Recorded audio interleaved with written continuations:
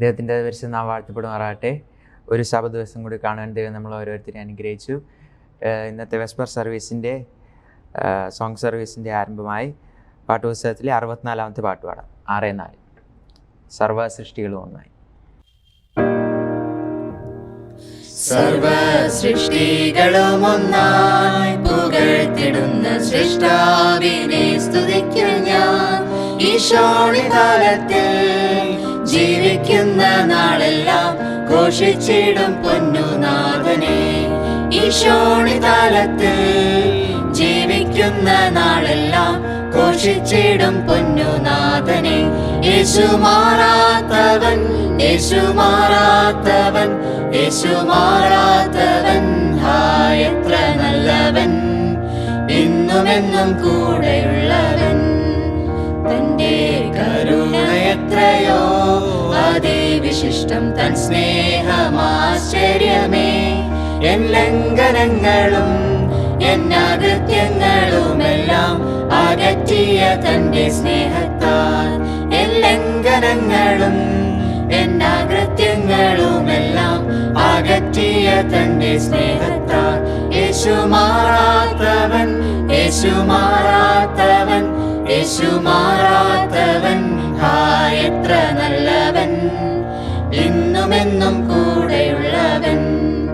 രോഗശയ്യയിലെനിക്കു സഹായകനും രാക്കാലഗീതവും അവൻ, നല്ല വൈദ്യനും ദിവ്യൌഷധവുമൻ, ആത്മസഖിയും അവൻ തന്നെ.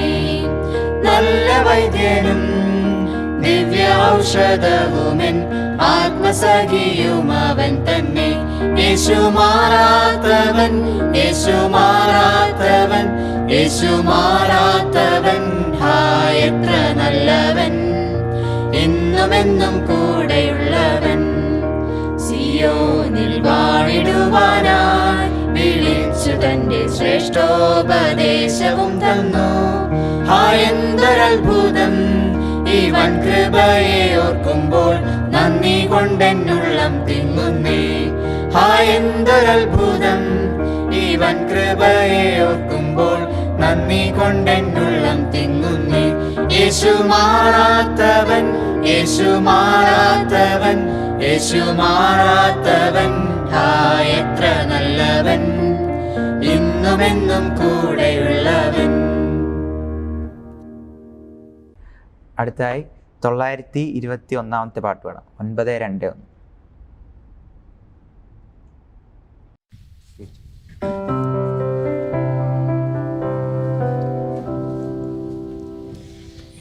ജീവിത പാതയതിൽ സഖിയായി തുണയായി പരിപാലകനായി സർവവല്ലഭനേശുവുണ്ട്.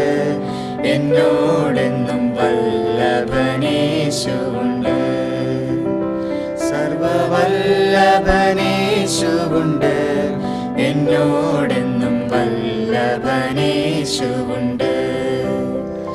ലോകരെല്ലാം എതിർത്താലും സ്വന്ത ബന്ധുക്കൾ പിരിഞ്ഞാലും, ലോകരെല്ലാം എതിർത്താലും സ്വന്ത ബന്ധുക്കൾ പിരിഞ്ഞാലും, സന്തതം പരിപാലിപ്പാനായി ബന്ധുവായി കൂടെയുണ്ട്. എന്നോടെന്നും വല്ലഭനേശുവുണ്ട്, സന്തതം പരിപാലിപ്പാനായി ബന്ധുവായി കൂടെയുണ്ട്. എന്നോടെന്നും വല്ലഭനേശുവുണ്ട്. എൻ ജീവിത പാതയതിൽ സഖിയായി തുണയായി പരിപാലകനായി സർവവല്ലഭനേശുവുണ്ട്. എന്നോടെന്നും വല്ലഭനേശുവുണ്ട്. ഭയം വേണ്ട തെല്ലും മനമേ, ജയജീവിതം നയിച്ചിടുകിൽ. ഭയം വേണ്ട തെല്ലും മനമേ, ജയജീവിതം നയി നയിച്ചിടുകിൽ. പ്രിയസുതനായി നിന്നെ മാർവോടണപ്പാനായൊരു താതൻ കൂടെയുണ്ട്. നിന്നോടെന്നും വല്ലഭനേശുവുണ്ട്. പ്രിയസുതനായി നിന്നെ മാർവോടണപ്പാനായൊരു താതൻ കൂടെയുണ്ട്. നിന്നോടെന്നും വല്ലഭനേശുവുണ്ട്. എൻ ജീവിത പാതയതിൽ സഖിയായി തുണയായി പരിപാലകനായി സർവവല്ലഭനേശുവുണ്ട്. എന്നോടെന്നും വല്ലഭനേശുവുണ്ട്. സർവവല്ലഭനേശുവുണ്ട്. എന്നോടെന്നും വല്ലഭനേശുവുണ്ട്. ദൈവത്തിൻ്റെ അതിപരിശുദ്ധമായ നാമം മഹത്വപ്പെടുമാറാകട്ടെ. മനോഹരമായ വിശുദ്ധ ശബദിൻ്റെ പ്രാരംഭ മണിക്കൂറുകൾക്കായി നമുക്ക് ദൈവത്തെ സ്തുതിക്കാം. ഇന്ന് ഈ വെസ്പർ മീറ്റിങ്ങിൽ പങ്കെടുക്കുവാൻ നമ്മെ എല്ലാവരെയും ദൈവം സഹായിച്ചതോർത്ത് ദൈവത്തെ അതിയായി സ്തുതിക്കുന്നു, സ്തോത്രം ചെയ്യുന്നു.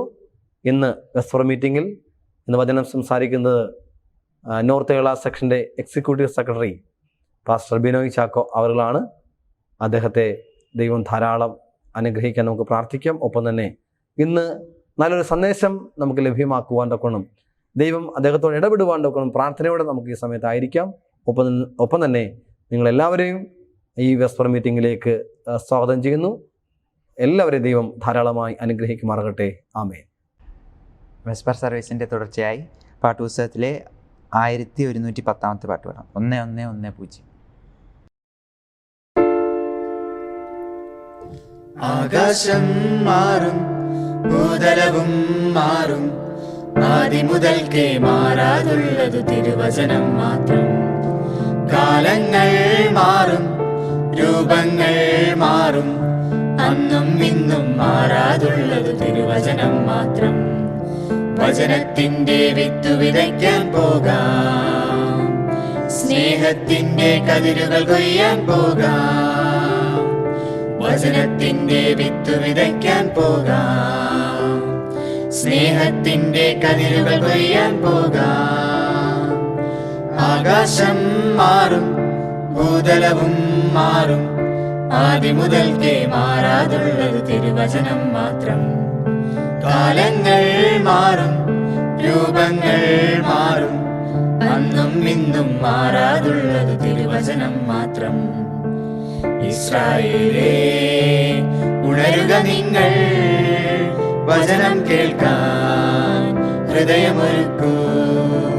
ഇസ്രായേലേ ഉണരുക നിങ്ങൾ, വചനം കേൾക്കാൻ ഹൃദയമൊരുക്കൂ. വഴിയിൽ വീണാലോ വചനം ഫലമേകില്ല, വയലിൽ വീണാലെല്ലാം കതിരായിടും. വഴിയിൽ വീണാലോ വചനം ഫലമേകില്ല, വയലിൽ വീണാലെല്ലാം കതിരായിടും. ആകാശം മാറും, ഭൂതലവും മാറും, ആദിമുതൽക്കേ മാറാതുള്ളത് തിരുവചനം മാത്രം. കാലങ്ങൾ മാറും, രൂപങ്ങൾ മാറും, അന്നും ഇന്നും മാറാതുള്ളത് തിരുവചനം മാത്രം. വയലേലകളിൽ കതിരുകളായി വിളകൊയ്യാനായി അണിചേർന്നിടാം. വയലേലകളിൽ കതിരുകളായി വിളകൊയ്യാനായി അണിചേർന്നിടാം.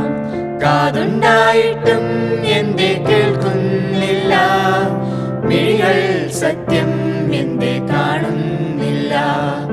കാതുണ്ടായിട്ടും എന്തേ കേൾക്കുന്നില്ല, മിഴികൾ സത്യം എന്തേ കാണുന്നില്ല. ആകാശം മാറും, ഭൂതലവും മാറും, ആദിമുതൽക്കേ മാറാതുള്ളത് തിരുവചനം മാത്രം. കാലങ്ങൾ മാറും, രൂപങ്ങൾ മാറും, അന്നും ഇന്നും മാറാതുള്ളത് തിരുവചനം മാത്രം.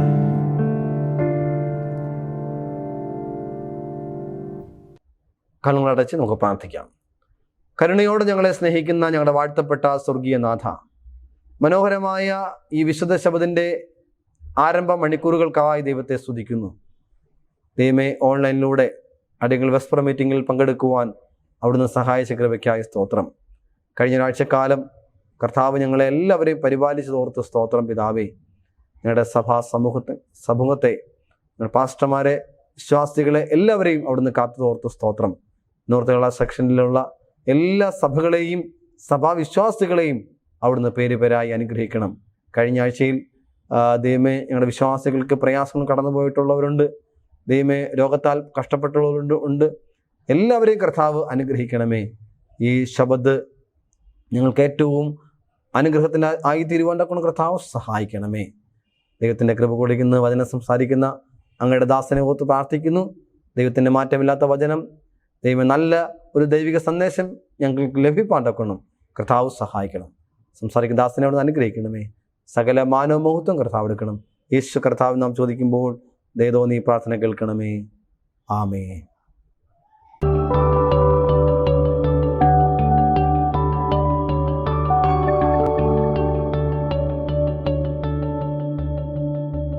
ദൈവത്തിൻ്റെ പരിശുദ്ധ നാമം വാഴ്ത്തപ്പെടുമാറാകട്ടെ. വീണ്ടും മനോഹരമായ ശബദിന്റെ പ്രാരംഭ മണിക്കൂറുകളിൽ ദൈവസേനയിലേക്ക് കടന്നു വരുവാൻ സ്വർഗത്തിലെ ദൈവം നമുക്ക് നൽകിയ വിലപ്പെട്ട സമയത്തെ ഓർത്ത് ഞാൻ ദൈവത്തെ സ്തുതിക്കുന്നു. പ്രത്യേകിച്ച് 2022 11-ാം മാസത്തിലേക്ക് നാം പ്രവേശിച്ചിരിക്കുകയാണ്. ഏതാണ്ട് വളരെ ചുരുങ്ങിയ ചില ദിവസങ്ങൾ മാത്രമേ ഈ വർഷമുള്ളൂ.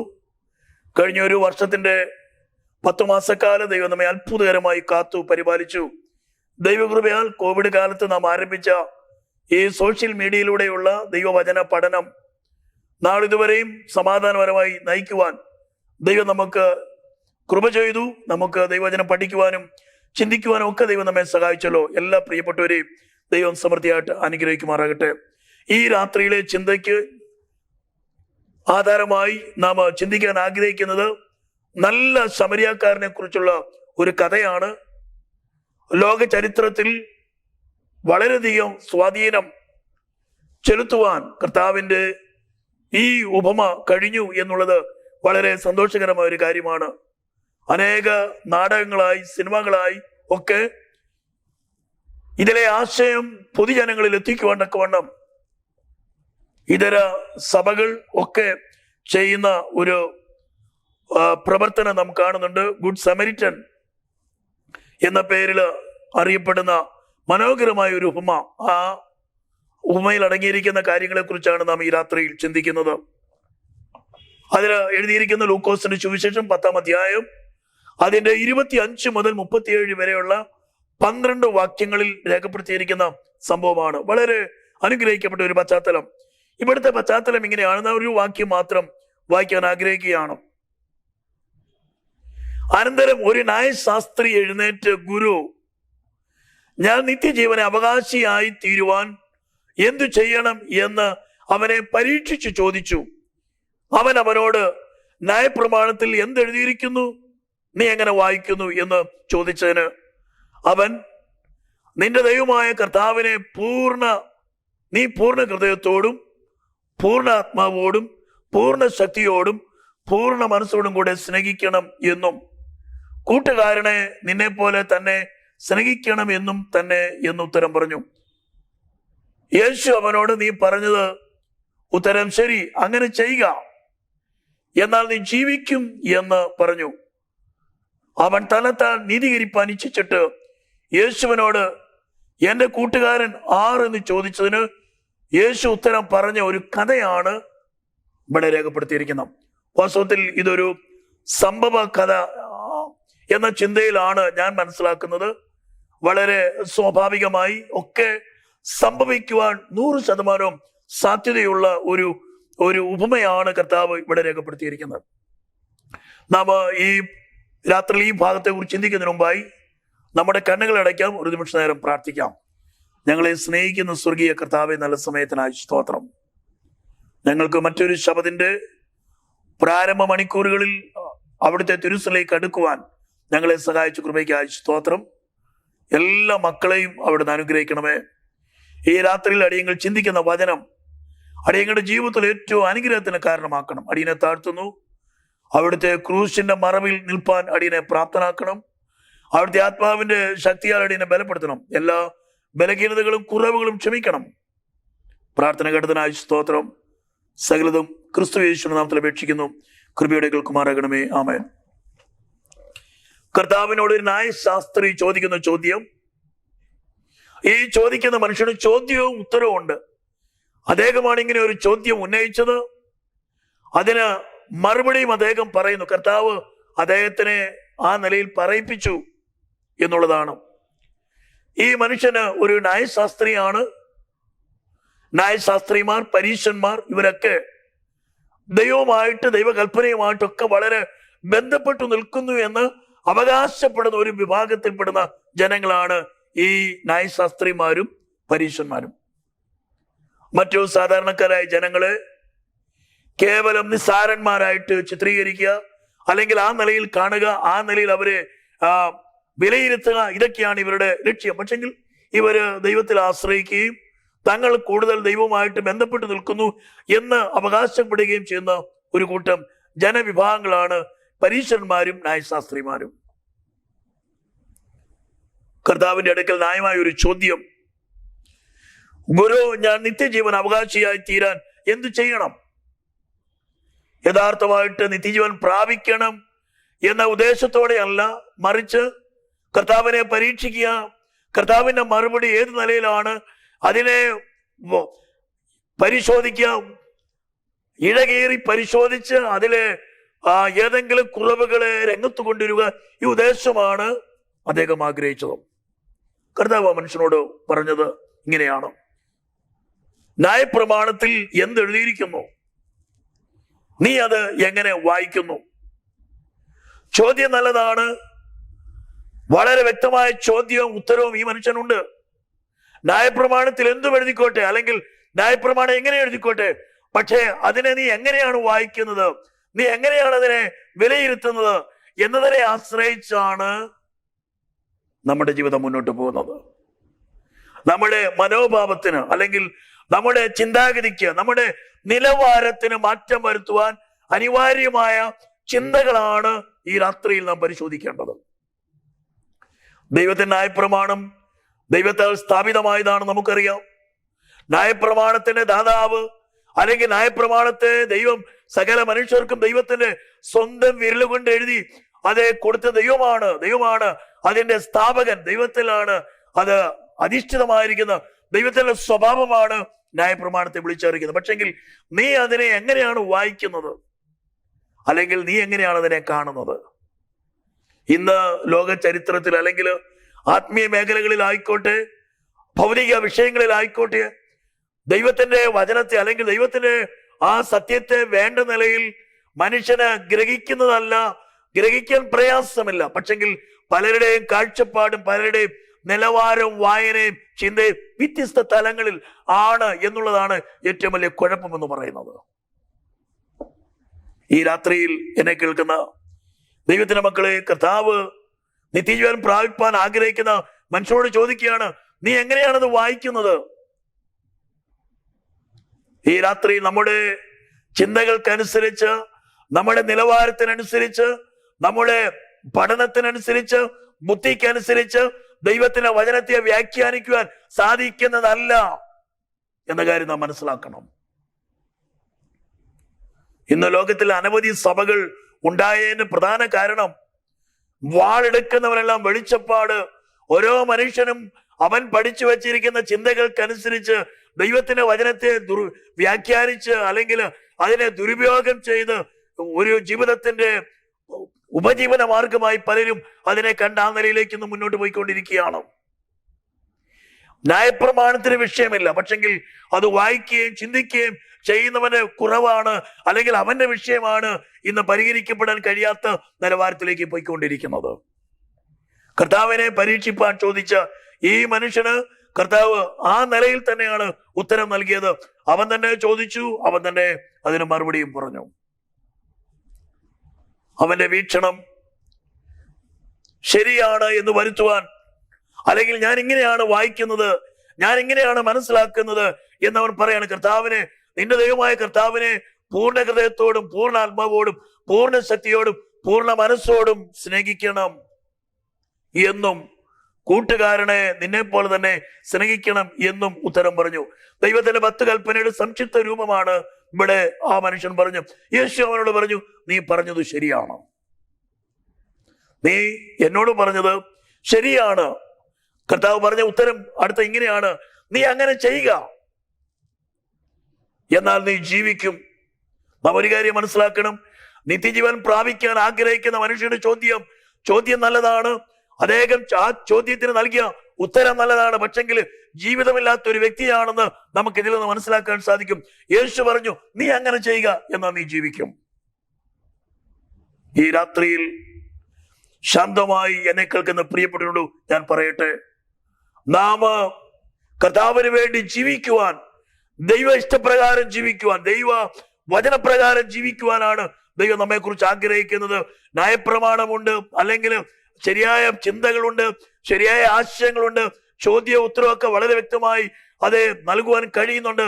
പക്ഷെങ്കിൽ നമ്മുടെ ജീവിതം ഈ രാത്രിയിൽ എങ്ങനെ പോകുന്നു എന്ന് നാം പരിശോധിക്കണം. ജീവിതമില്ലാത്ത മനുഷ്യൻ, മരിച്ചുകൊണ്ടിരിക്കുന്ന മനുഷ്യൻ, ജീവനുള്ളവരെന്ന് പേരുണ്ട് എങ്കിലും മരിച്ചിരിക്കുന്ന ഒരു അവസ്ഥയിലാണ് അവൻ യേശുവിന്റെ അടുക്കൽ വരുന്നത്. പക്ഷെങ്കിൽ യേശു അവനോട് പറഞ്ഞു, നീ അങ്ങനെ ചെയ്യുക. നീ എന്താണ് എന്നോട് പറഞ്ഞത്? നിന്റെ ദൈവമായ കർത്താവിനെ പൂർണ്ണ ഹൃദയത്തോടും പൂർണ്ണ മനസ്സോടും പൂർണ്ണ ആത്മാവോടും പൂർണ്ണ ശക്തിയോടും സ്നേഹിക്കണമെന്നും കൂട്ടുകാരനെ നിന്നെ പോലെ തന്നെ സ്നേഹിക്കണമെന്നും നീ എന്നോട് പറഞ്ഞെങ്കിൽ നീ അങ്ങനെ ചെയ്യുക, എന്നാൽ നീ ജീവിക്കും. നാം ഈ ലോകത്തിൽ എങ്ങനെയും ജീവിക്കുവാനല്ല ദൈവം നമ്മെ കുറിച്ച് ആഗ്രഹിക്കുന്നത്. ദൈവഹിതത്തിനനുസൃതമായി, ദൈവവചനത്തിനനുസൃതമായി, ദൈവത്തിന്റെ കൽപ്പനകൾക്ക്, ദൈവിക വ്യവസ്ഥകൾക്ക് അനുസൃതമായി ജീവിക്കുവാനാണ് ദൈവം എന്നെയും നിങ്ങളെ കുറിച്ച് ആഗ്രഹിക്കുന്ന പ്രിയ ദൈവമക്കളെ. നാം ശാന്തമായി പരിശോധിക്കുക, അങ്ങനെ ഒരു ജീവിതമാണോ? കർത്താവിന് വേണ്ടി, കർത്താവിനെ പൂർണ്ണ ഹൃദയത്തോട്, പൂർണ്ണ മനസ്സോട്, പൂർണ്ണ ശക്തിയോട്, പൂർണ്ണ ആത്മാവോടുകൂടി കർത്താവിനെ സ്നേഹിക്കുവാൻ, ദൈവത്തെ ആരാധിക്കുവാൻ, ദൈവത്തിന് വേണ്ടി ജീവിക്കുവാൻ നമുക്ക് സാധിക്കുന്നുണ്ടോ എന്ന് ശാന്തമായി പരിശോധിക്കണം. കർത്താവ് അവനോട് പറഞ്ഞതും അങ്ങനെയാണ്. നീ അങ്ങനെ ചെയ്യുക, എന്നാൽ നീ ജീവിക്കും. നീ ജീവിച്ച് കാണിക്കുക. നീ ജീവിക്കുവാൻ, നീ മരിക്കാതെ ജീവിക്കുവാൻ ഞാൻ നിന്നെ കുറിച്ച് ആഗ്രഹിക്കുന്നു. നീ ജീവിച്ചാൽ നിനക്ക് അത് സാധിക്കും എന്ന് കർത്താവ് പറയാനിടയായി തീർന്നു. പ്രിയ ദൈവമക്കളെ, ദൈവവചനം എന്തു പറയുന്നു എന്നുള്ളതല്ല വിഷയം. നാം അതിനെ ശരിയായ നിലയിൽ മനസ്സിലാക്കേണ്ട നിലവാരത്തിൽ വളരെ പക്വതയോടെ, സമചിത്തതയോടെ, വളരെ ക്രിയാത്മകമായി കാര്യങ്ങളെ അപഗ്രഥിച്ച് പഠിക്കുവാനൊക്കെയാണ് നമുക്ക് കഴിയണം എന്നുള്ളതാണ് ദൈവം നമ്മെ കുറിച്ച് ആഗ്രഹിക്കുന്നത്. കാര്യങ്ങളെ വസ്തുനിഷ്ഠമായി അനലൈസ് ചെയ്ത് പഠിച്ച് ദൈവഹിതത്തിനനുസൃതമായ ഒരു ജീവിതം നയിക്കുവാനാണ് ദൈവം നമ്മെ കുറിച്ച് ആഗ്രഹിക്കുന്നത്. ഇവിടെ കർത്താവ് ഉടനെ ആ മനുഷ്യൻ ചോദിച്ചു, ശരി, നിന്റെ കൂട്ടുകാരനെ നിന്നെ പോലെ തന്നെ സ്നേഹിക്കണം. ഇവൻ ഉദ്ദേശിച്ചത് എങ്ങനെയാണ്? ന്യായശാസ്ത്രിയുടെ കൂട്ടുകാരൻ ന്യായശാസ്ത്രിയും പരീശന്റെ കൂട്ടുകാരൻ പരീശനുമായിരിക്കും എന്നാണ് ഇവർ ചിന്തിച്ച് യേശുവിന്റെ അടുക്കലേക്ക് വരുന്നത്. പലപ്പോഴും നമ്മുടെയൊക്കെ ചിന്തകൾ ആ നിലയിലാണല്ലോ. ഒരാത്മീയനാണെങ്കിൽ ആത്മീയന്റെ കൂട്ടുകാരൻ എപ്പോഴും ആത്മീയനായിരിക്കണം, അല്ലെങ്കിൽ ആത്മീയരോടെ ബന്ധപ്പെടാവുള്ളൂ, മറ്റു മനുഷ്യരോട് ബന്ധപ്പെടരുത്. പലപ്പോഴും നമ്മുടെ സ്റ്റാൻഡേർഡിനനുസരിച്ച്, നമ്മുടെ നിലവാരത്തിനനുസരിച്ച് നമ്മൾ ആ നിലകളിലാണ് ചിന്തിക്കുന്നത്. പക്ഷെങ്കിൽ ഇവന്റെ ചിന്താഗതി അതല്ല. ഉടനെ അവൻ ചോദിച്ചു, ആരാണ് എൻ്റെ കൂട്ടുകാരൻ? ഞാനൊരു ന്യായശാസ്ത്രിയാണ്, ഞാനൊരു പരീശനാണ്. പരീശന്റെ കൂട്ടുകാരൻ പരീശനാണെങ്കിൽ, ന്യായശാസ്ത്രിയുടെ കൂട്ടുകാരൻ ന്യായശാസ്ത്രിയാണെങ്കിൽ പിന്നെ ഞാൻ എന്തിനാണ്? ആരാണ് എൻ്റെ കൂട്ടുകാരൻ? ആരാണ് എൻ്റെ യഥാർത്ഥ കൂട്ടുകാരൻ, അയൽക്കാരൻ? അതിന് വളരെ വളരെ മനോഹരമായ ഒരു ഉപമയാണ് കർത്താവ് ഇവിടെ പറഞ്ഞത്. വൈദ്യനായിരുന്നു ലൂക്കോസ് വളരെ വ്യക്തമായ നിലയിൽ അത് നല്ല ഉദ്ദേശത്തോടെ അത് ഇവിടെ വിവരിച്ചിട്ടുണ്ട്. കർത്താവ് പറഞ്ഞ ആ ഉപമയെ ശരിയായ നിലയിൽ അദ്ദേഹം അത് വ്യാഖ്യാനിക്കുകയാണ്. കർത്താവ് ഒരു കഥ പോലെയാണ് പറയുന്നത്. യെരുശലേമിൽ നിന്ന് യെരികോവിലേക്ക് പോകുമ്പോൾ ഒരു മനുഷ്യൻ യെരൂശലേമിൽ നിന്ന് യെരിഹോവിലേക്ക് പോകുമ്പോൾ കള്ളന്മാരുടെ കയ്യിൽ അകപ്പെട്ടു. യെരൂശലേം സമാധാനത്തിന്റെ പട്ടണമാണ്, വിശുദ്ധിയുടെ പട്ടണമാണ്. സകല യഹൂദന്റെയും കണ്ണും കരളും അത് എപ്പോഴും ഉറ്റിരിക്കുന്ന അത് യെരൂശലേമിന്റെ നെറുകയിൽ പടുത്തുയർത്തിയ ആ ശലോമോന്റെ ദൈവാലയം നിലനിന്നിരുന്ന ഒരു സ്ഥലമാണ് യെരൂശലേം ദൈവാലയം. വളരെ മനോഹരമായ ദാവീദിന്റെ കാലത്തായിക്കോട്ടെ, ഇസ്രായേലിനെ ഭരിച്ച രാജാക്കന്മാരുടെ കാലത്തായിക്കോട്ടെ, യെരൂശലേം പ്രഥമ സ്ഥാനം യെരൂശലേമിനെ ഉള്ളതായിട്ട് നാം തിരുവചനത്തിൽ കാണുന്നുണ്ട്. യെരൂശലേമിന്റെ മുൻ പേരും ഒക്കെ നമുക്കറിയാം. ഞാൻ ആ ഭാഗത്തേക്കൊന്നും കിടക്കുന്നില്ല. പഴയ അല്ലെങ്കിൽ ഉൽപ്പത്തി പുസ്തകത്തിൽ ആ പശ്ചാത്തലത്തെ കുറിച്ചൊക്കെ രേഖപ്പെടുത്തിയിട്ടുണ്ട്. പക്ഷെങ്കിൽ യെരൂശലേമിൽ നിന്ന് ഒരു മനുഷ്യൻ യെരിഹോവിലേക്ക് പോകുകയാണ്. ഇതൊരു പിന്മാറ്റക്കാരന്റെ ചിത്രമാണ് ഇവിടെ നൽകുന്നത്. സമുദ്രനിരപ്പിൽ നിന്നും 3000 അടി ഉയരത്തിൽ ഉയർന്നാണ് യെരൂശലേം പട്ടണം സ്ഥിതി ചെയ്യുന്നത്. എല്ലാ നിലയിലും ഉയർന്ന് അവിടെ നിന്ന് യോർദാന്റെ തീരത്തേക്കുള്ള അല്ലെങ്കിൽ ഈന്തപ്പട്ടണം എന്നറിയപ്പെടുന്ന യെരിഹോവിലേക്ക്, യെരിഹോ എന്ന് പറയുന്നത് നോർത്ത് ഈസ്റ്റ് ആണ്, വടക്ക് കിഴക്ക് ആണ് യെരിഹോ എന്ന് പറയുന്ന സ്ഥലം. യെരൂശലേമിന് വടക്ക് കിഴക്ക് ഏതാണ്ട് 30 കിലോമീറ്റർ ദൂരമുണ്ട്. അന്നത്തെ കാലത്ത് ഏതാണ്ട് ഒരു ദിവസത്തെ വഴിദൂരം, കഴുതപ്പുറത്ത് ഒരു ദിവസത്തെ വഴിദൂരം. വളരെ സിക്സാകായിരിക്കുന്ന റോഡ്, വളഞ്ഞു പുളഞ്ഞ റോഡുകളാണ് ഉള്ളത്. ഇന്നത്തെ ആധുനിക സൗകര്യം അനുസരിച്ച് 1 മണിക്കൂർ കൊണ്ട് വേണമെങ്കിൽ അവിടെ യാത്ര ചെയ്തെത്താം. ആ കാലങ്ങളിൽ മനുഷ്യർ കഴുതപ്പുറത്താണ് പോയിക്കൊണ്ടിരുന്നത്. യെരൂശലേമിൽ നിന്ന് യെരിഹോവിലേക്ക് ഇറങ്ങിയാണ് ഈ മനുഷ്യൻ പോകുന്നത്. പിന്മാറ്റക്കാരന്റെ ആദ്യത്തെ ചിത്രം. യെരൂശലേം സമാധാനത്തിന്റെ പട്ടണം, അവിടെ നിന്ന് നാശത്തിന്റെ പട്ടണമായിരിക്കുന്ന യെരിഹോവിനെ കുറിച്ച് ഒരുപാട് പ്രസ്താവനകൾ തിരുവചനത്തിലുണ്ട്. ഇസ്രായേൽ മക്കൾ മിസ്രൈമിൽ നിന്ന് പുറപ്പെട്ടു പോരുമ്പോൾ യെരിഹോ പട്ടണത്തെ വലയം ചെയ്തതായിട്ട് നമ്മൾ കാണുന്നുണ്ട്. അവർ ഓരോ ദിവസവും ഒരു പ്രാവശ്യം വെച്ച് യെരൂശലേമിനെ, ആ യെരിഹോ പട്ടണത്തെ അവർ ചുറ്റി. യെരിഹോ പട്ടണത്തെ ചുറ്റി 7-ാമത്തെ ദിവസം 7 പ്രാവശ്യം അവർ ചുറ്റി. അങ്ങനെ 7-ാമത്തെ പ്രാവശ്യം ആ പട്ടണം യാതൊരുവിധ കായിക ബലം പ്രയോഗിക്കാതെ ആ പട്ടണം ഇടിഞ്ഞു വീഴുകയാണ് ചെയ്തത്. അങ്ങനെ യെരിഹോ തകർന്ന് തരിപ്പണമായ ഒരു നാശത്തിന്റെ പട്ടണമായിട്ടാണ് യെരിഹോവിനെ നാം തിരുവചനത്തിൽ കാണുന്നത്. യോശുവയുടെ നേതൃത്വത്തിലാണ് യോർദാൻ കടന്ന് കനാൻ നാട്ടിലേക്ക് എത്തിയ ഇസ്രായേൽ മക്കൾ അതേ ഹായ് പട്ടണവും അതിനുശേഷം യെരിഹോ പട്ടണവും പിടിച്ചടക്കിയ പശ്ചാത്തലം നാം യോശുവയുടെ പുസ്തകത്തിൽ കാണുന്നുണ്ട്. അന്ന് യോശുവ സത്യം ചെയ്തു, യെരിഹോ പട്ടണം പണിയുന്ന മനുഷ്യൻ യഹോവയുടെ മുമ്പാകെ ശപിക്കപ്പെട്ടവൻ. ആഗാബിന്റെ കാലത്ത് ആ പട്ടണം പണിതായിട്ടും ആ പട്ടണത്തിന്റെ വാതിൽ വെക്കുന്ന സമയത്ത് മൂത്ത മകൻ മരിച്ചു. അതാരുടെ കാലത്താണെന്ന് ഞാൻ ഒരിക്കൽ പറഞ്ഞിട്ടുള്ളതാണ്. ഞാൻ ആ ഭാഗത്തേക്ക് കിടക്കുന്നില്ല. 2-ാമത്തെ കഥക് വെച്ചപ്പോൾ അബീറാം എന്ന് പറഞ്ഞ മൂത്ത മകനും 2-ാമത്തെ കഥക് വെച്ചപ്പോൾ ഇളയ മകനും മരിച്ചു. അങ്ങനെ ഒരു ശാപഗ്രസ്തമായ പശ്ചാത്തലം പ്രദാനം ചെയ്യുന്ന ഒരു പട്ടണമാണ് യെരിഹോ പട്ടണം എന്ന് പറഞ്ഞ ജെറീക്കോ. ഈന്തപ്പനയുടെ നാടാണ്. എന്നാൽ പുതിയ നിയമ പശ്ചാത്തലത്തിലേക്ക് വരുമ്പോൾ സക്കായി എന്ന് പറയുന്ന ധനാഠ്യനായ മനുഷ്യൻ യെരിഹോവിൽ ഉണ്ടായിരുന്നു.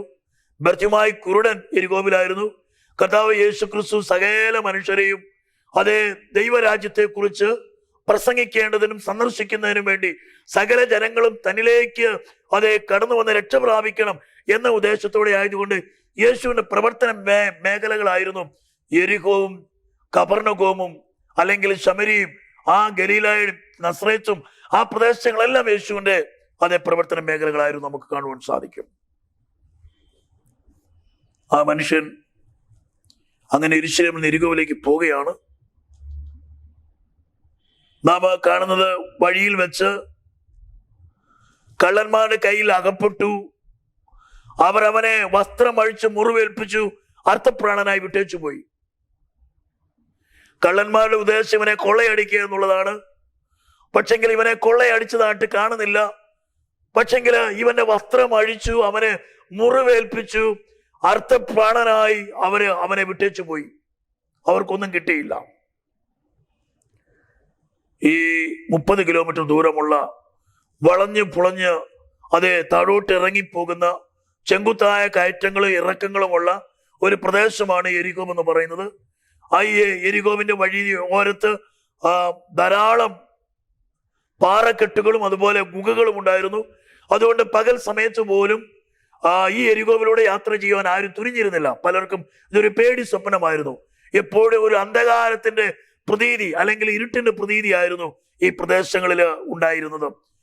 പലരും ഒറ്റയ്ക്ക് യാത്ര ചെയ്തില്ല. പക്ഷെങ്കിൽ എന്തുകൊണ്ടോ ഈ മനുഷ്യൻ ഒറ്റയ്ക്ക് യെരികോവിലേക്ക് പോയി എന്നാണ് നാം കാണുന്നത്. യെരികോവിലേക്ക് നാശത്തിന്റെ പട്ടണമായിരിക്കുന്ന യെരികോവിലേക്ക് പോയ മനുഷ്യനെ അവൻ പിശാചിന്റെ കയ്യിൽ അകപ്പെട്ടു. ഒരു പിന്മാറ്റക്കാരനെ പിശാച് തക്കം പാർത്തിരിക്കുകയാണ്. നാം അതാണ് മനസ്സിലാക്കുന്നത്. രക്തവഴി എന്നറിയപ്പെടുന്ന ഈ വഴിയെ ആരും യാത്ര ചെയ്യാറില്ല. കാരണം ഇതിലെ യാത്ര ചെയ്ത പലരും തിരിച്ച് വീട്ടിലെത്തിയിട്ടില്ല, അല്ലെങ്കിൽ പലരുടെ ജീവൻ അപകടത്തിലായിട്ടുണ്ട്. പലരും മുറിവേൽപ്പിക്കപ്പെട്ടവരായി, അല്ലെങ്കിൽ അവരുടെ ശരീരത്തിന് ചില ഭാഗങ്ങൾ വെട്ടിമാറ്റപ്പെട്ട്, അതുകൊണ്ട് ഇതിനെ രക്തവഴി എന്നാണ് അറിയപ്പെടുന്നത്. കള്ളന്മാരുടെയും കൊള്ളക്കാരുടെയും ഒരു ഇടത്താവളം കൂടിയായിരുന്നു അത്. വളരെ ഈ മനുഷ്യൻ അതിലെ യാത്ര ചെയ്തു പോയി. പക്ഷെങ്കിൽ അവന് അർത്ഥപ്രാണനായി കിടക്കുകയാണ്. അവന്റെ വസ്ത്രമൊക്കെ കീറി, വസ്ത്രമൊക്കെ എടുത്തു, അവന്റെ ശരീരത്തിൽ മുറിവേൽപ്പിച്ചു, അവനെ കൊള്ളയടിച്ചതായിട്ടും അവന്റെ കയ്യിൽ നിന്ന് പിടിച്ചു പറിച്ചതായിട്ടും അവിടെ രേഖപ്പെടുത്തിയിരിക്കുന്നില്ല. അവൻ എങ്ങനെ കിടക്കുകയാണ്? മരണം കാത്തു കിടക്കുകയാണ്. ഏതു സമയത്തും മരണപ്പെടാം, അല്ലെങ്കിൽ ഈ ഭൂമിയിൽ നിന്ന് മാറ്റപ്പെടാം. ആ ഒരു സാഹചര്യത്തിലാണ് അവൻ കിടക്കുന്നത്. നാം പിന്നീട് കാണുന്നത് ഈ യാദൃശ്ചിക ആ വഴിയായി ഒരു പുരോഹിതൻ വന്ന് അവനെ കണ്ടിട്ട് മാറി കടന്നുപോയി. ഞാൻ പലപ്പോഴും ചിന്തിക്കും, ഈ പുരോഹിതനും ഒരു പിന്മാറ്റക്കാരനല്ലേ എന്ന് എനിക്ക് തോന്നാറുണ്ട്. കാരണം യെരുശലേമിലെ ആരാധന കഴിഞ്ഞ് വരുന്ന പുരോഹിതനെ ഈ യെരികോവിലേക്ക് വരേണ്ട കാര്യമില്ല. യാദൃശ്ചിക ആരെയോ തപ്പി ഇറങ്ങിയതാ, അല്ലെങ്കിൽ ഏതെങ്കിലും നല്ല ഉദ്ദേശത്തോടെ എന്ന് ഞാൻ മനസ്സിലാക്കുന്നില്ല. ഏതെങ്കിലും നല്ല ഉദ്ദേശമല്ല ഇദ്ദേഹത്തെ ഭരിക്കുന്നത്. ഇദ്ദേഹം യാദൃശ്ചിക അതുവഴി കടന്നു പോവുകയാണ്. എന്നെ കേൾക്കുന്ന പ്രിയ ദൈവത്തിന്റെ മക്കളെ, നമ്മുടെയൊക്കെ ജീവിതത്തില് ഒരു പക്ഷെങ്കില് കർത്താവിന് വേണ്ടി എന്തെങ്കിലുമൊക്കെ ചെയ്യുവാൻ യാദൃശ്ചികമായിട്ടായിരിക്കാം ചില സംഭവങ്ങൾ, ചില വ്യക്തികൾ, ചില സ്ഥലങ്ങൾ നാം യാത്ര ചെയ്യേണ്ടി വരുമ്പോൾ നമ്മുടെ ജീവിതത്തില് കർത്താവിന് വേണ്ടി എന്തെങ്കിലുമൊക്കെ ചെയ്യുവാനൊക്കെ നമുക്കൊരു ലഭിക്കുന്ന ഒരവസരം കൂടിയാണ് എന്ന കാര്യം മറക്കരുത്.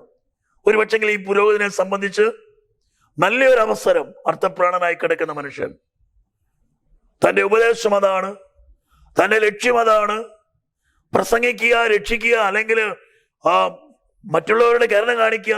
ഇത് പ്രസംഗിക്കുന്ന പുരോഹിതന് തൻ്റെ പ്രാക്ടിക്കൽ ലൈഫിൽ അങ്ങനെ ചെയ്യാൻ ഒരു അവസരം വീണ് കിട്ടിയിരിക്കുകയാണ്. പക്ഷേ ആ മനുഷ്യൻ, ഈ മുറിവേറ്റ് കിടക്കുന്ന മനുഷ്യനെ കണ്ടിട്ട് ഈ പുരോഹിതൻ വളരെ വേഗത്തിൽ അവിടുന്ന് വഴിമാറി കടന്നുപോയി എന്നാണ് കാണുന്നത്. പുരോഹിതനെ സംബന്ധിച്ച് ഉപദേശിക്കുവാൻ ഒരുക്കമാണ്, പ്രസംഗിക്കുവാൻ തയ്യാറാണ്, പക്ഷെങ്കിൽ രക്ഷിക്കുവാൻ മനസ്സില്ല. ഇന്ന് പലർക്കും പ്രസംഗിക്കാൻ ഇഷ്ടമാണ്, അല്ലെങ്കിൽ ഉപദേശിക്കാൻ ഇഷ്ടമാണ്. ധാരാളം ഉപദേശകന്മാരെ കൊണ്ട് ഇന്ന് ആത്മീയ ലോകം നിറഞ്ഞു നിൽക്കുക. ജീവിതമില്ല, വിശുദ്ധിയില്ല, വേർപാടില്ല, പ്രവൃത്തിയില്ല. പക്ഷെങ്കിൽ പ്രസംഗമുണ്ട്, പക്ഷെ പ്രവൃത്തിയില്ല. കർത്താവിന്റെ ദാസനായിരിക്കുന്ന യാക്കോബ് രേഖപ്പെടുത്തിയിരിക്കുന്നത്, വിശ്വാസമില്ലാത്ത അല്ലെങ്കിൽ പ്രവൃത്തിയില്ലാത്ത വിശ്വാസം ചത്തതാണ്, നിർജീവമാണ്. ഈ ലോകം ഇന്ന് ഇത്രയും അധപ്പതിച്ചു കൊണ്ടിരിക്കുന്ന ആത്മീയ ലോകം, ആത്മീയ ലോകത്ത് ഇത്രയും ആത്മീയ മൂല്യച്യുതി സംഭവിച്ചുകൊണ്ടിരിക്കുന്നതിന്റെ ഏക കാരണം, പ്രസംഗിക്കാൻ ധാരാളം പേരുണ്ട്, ഉപദേശിക്കാൻ ധാരാളം പേരുണ്ട്, പക്ഷെങ്കിൽ പ്രവർത്തിക്കുവാനോ ആ പ്രസംഗത്തിനനുസരിച്ച് ജീവിതത്തെ ക്രമപ്പെടുത്തുവാനോ വ്യക്തികളില്ല എന്നുള്ളതാണ് ഏറ്റവും അപകടകരമായ ആത്മീയ ലോകത്തിന്റെ അവസ്ഥ എന്ന് പറയുന്നത്. അതുതന്നെയാണ്. ഇദ്ദേഹത്തിന് വിശ്വാസമുണ്ട്, ഇദ്ദേഹത്തിന് പ്രസംഗിക്കാൻ പ്രസംഗ വിഷയമുണ്ട്, ഇദ്ദേഹത്തിന് ഉപദേശിക്കുവാൻ തക്കവണ്ണം ഉപദേശ സംബന്ധമായ കാര്യങ്ങളുണ്ട്. പക്ഷെങ്കിൽ പ്രവൃത്തിയില്ലാത്ത ജീവിതം, അത് എന്നെ സംബന്ധിക്കുന്ന വിഷയമല്ല, അതായത് എന്റെ പരിധിയിൽപ്പെട്ട കാര്യവുമല്ല. ഇനി ഞാനിത് ചെയ്യാൻ തയ്യാറായാൽ എന്റെ ഡ്യൂട്ടി കൃത്യസമയത്ത് ചെയ്യുവാനും തീർക്കുവാനും കഴിഞ്ഞെന്ന് വരികില്ല. അതുകൊണ്ട് ഞാൻ ഇപ്പം അത് എന്റെ റേഞ്ചിൽപ്പെട്ടതല്ല, അത് എന്നെ സംബന്ധിക്കുന്ന കാര്യമല്ല. അദ്ദേഹം അത് കണ്ടിട്ടും കാണാത്തവനെ പോലെ കടന്നുപോയി. എത്ര നല്ല അവസരം! എന്നെ കേൾക്കുന്ന ദൈവത്തിന്റെ മക്കളെ, ദൈവം നമ്മെ വിളിച്ചിരിക്കുന്നത് ഏതെങ്കിലും ഒരു പ്രത്യേക സ്ഥലത്ത് ഫോക്കസ് ചെയ്ത് അല്ലെങ്കിൽ ഏതെങ്കിലും ഒരു പ്രത്യേക മേഖലയെ മാത്രം കേന്ദ്രീകരിച്ച് പ്രവർത്തിക്കാനല്ല. ഇടങ്കൈ വലങ്കൈ തിരിച്ചറിയാത്ത അനേകർ നമ്മുടെ ചുറ്റുപാടുകളിൽ അത് കഴിയുന്നുണ്ട് അല്ലെങ്കിൽ ഉണ്ട് എന്ന കാര്യം നാം മറന്നുപോകല്ലോ. നാം തിരുവനന്തപുരത്തിൽ ഇങ്ങനെയാണ് വായിക്കുന്നത്. വിലാപങ്ങളുടെ പുസ്തകത്തിൽ എഴുതിയിരിക്കുന്ന പശ്ചാത്തലം ഇങ്ങനെയാണ്. വീതിയുടെ തലയ്ക്കൽ, വിലാപങ്ങൾ 2:19 എഴുതിയിരിക്കുന്നത് ഇങ്ങനെയാണ്: വീതിയുടെ തലയ്ക്കലൊക്കെയും വിശപ്പ് കൊണ്ട് തളർന്നു കിടക്കുന്ന നിന്റെ കുഞ്ഞുങ്ങളുടെ ജീവരക്ഷയ്ക്കായി അവങ്കിലേക്ക് കൈമലർത്തുക. രാത്രിയുടെ യാമാരംഭത്തെങ്കിൽ എഴുന്നേറ്റ് നിന്റെ ഹൃദയത്തെ ദൈവത്തിന്റെ സന്നിധിയിൽ വെള്ളം പോലെ പകരുക. വീതിയുടെ തലക്കിലൊക്കെയും വിശപ്പ് കൊണ്ട് തളർന്നു കിടക്കുന്ന നിന്റെ കുഞ്ഞുങ്ങളുടെ രക്ഷയ്ക്കായി അവങ്കിലേക്ക് കൈമലർത്തുക. എന്നെയും നിങ്ങളെയും ഏൽപ്പിച്ചിരിക്കുന്ന പ്രധാന ദൗത്യം എന്ന് പറയുന്നത്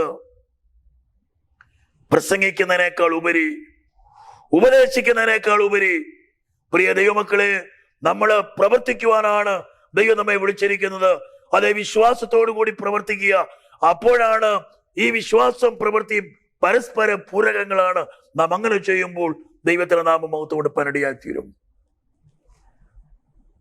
പുരോഹിതൻ വളരെ വേഗത്തിൽ കണ്ടു. അദ്ദേഹത്തിനെ സംബന്ധിച്ച് അദ്ദേഹത്തിൽ നിക്ഷിപ്തമായിരിക്കുന്ന ഒരു ഉത്തരവാദിത്വമാണ്.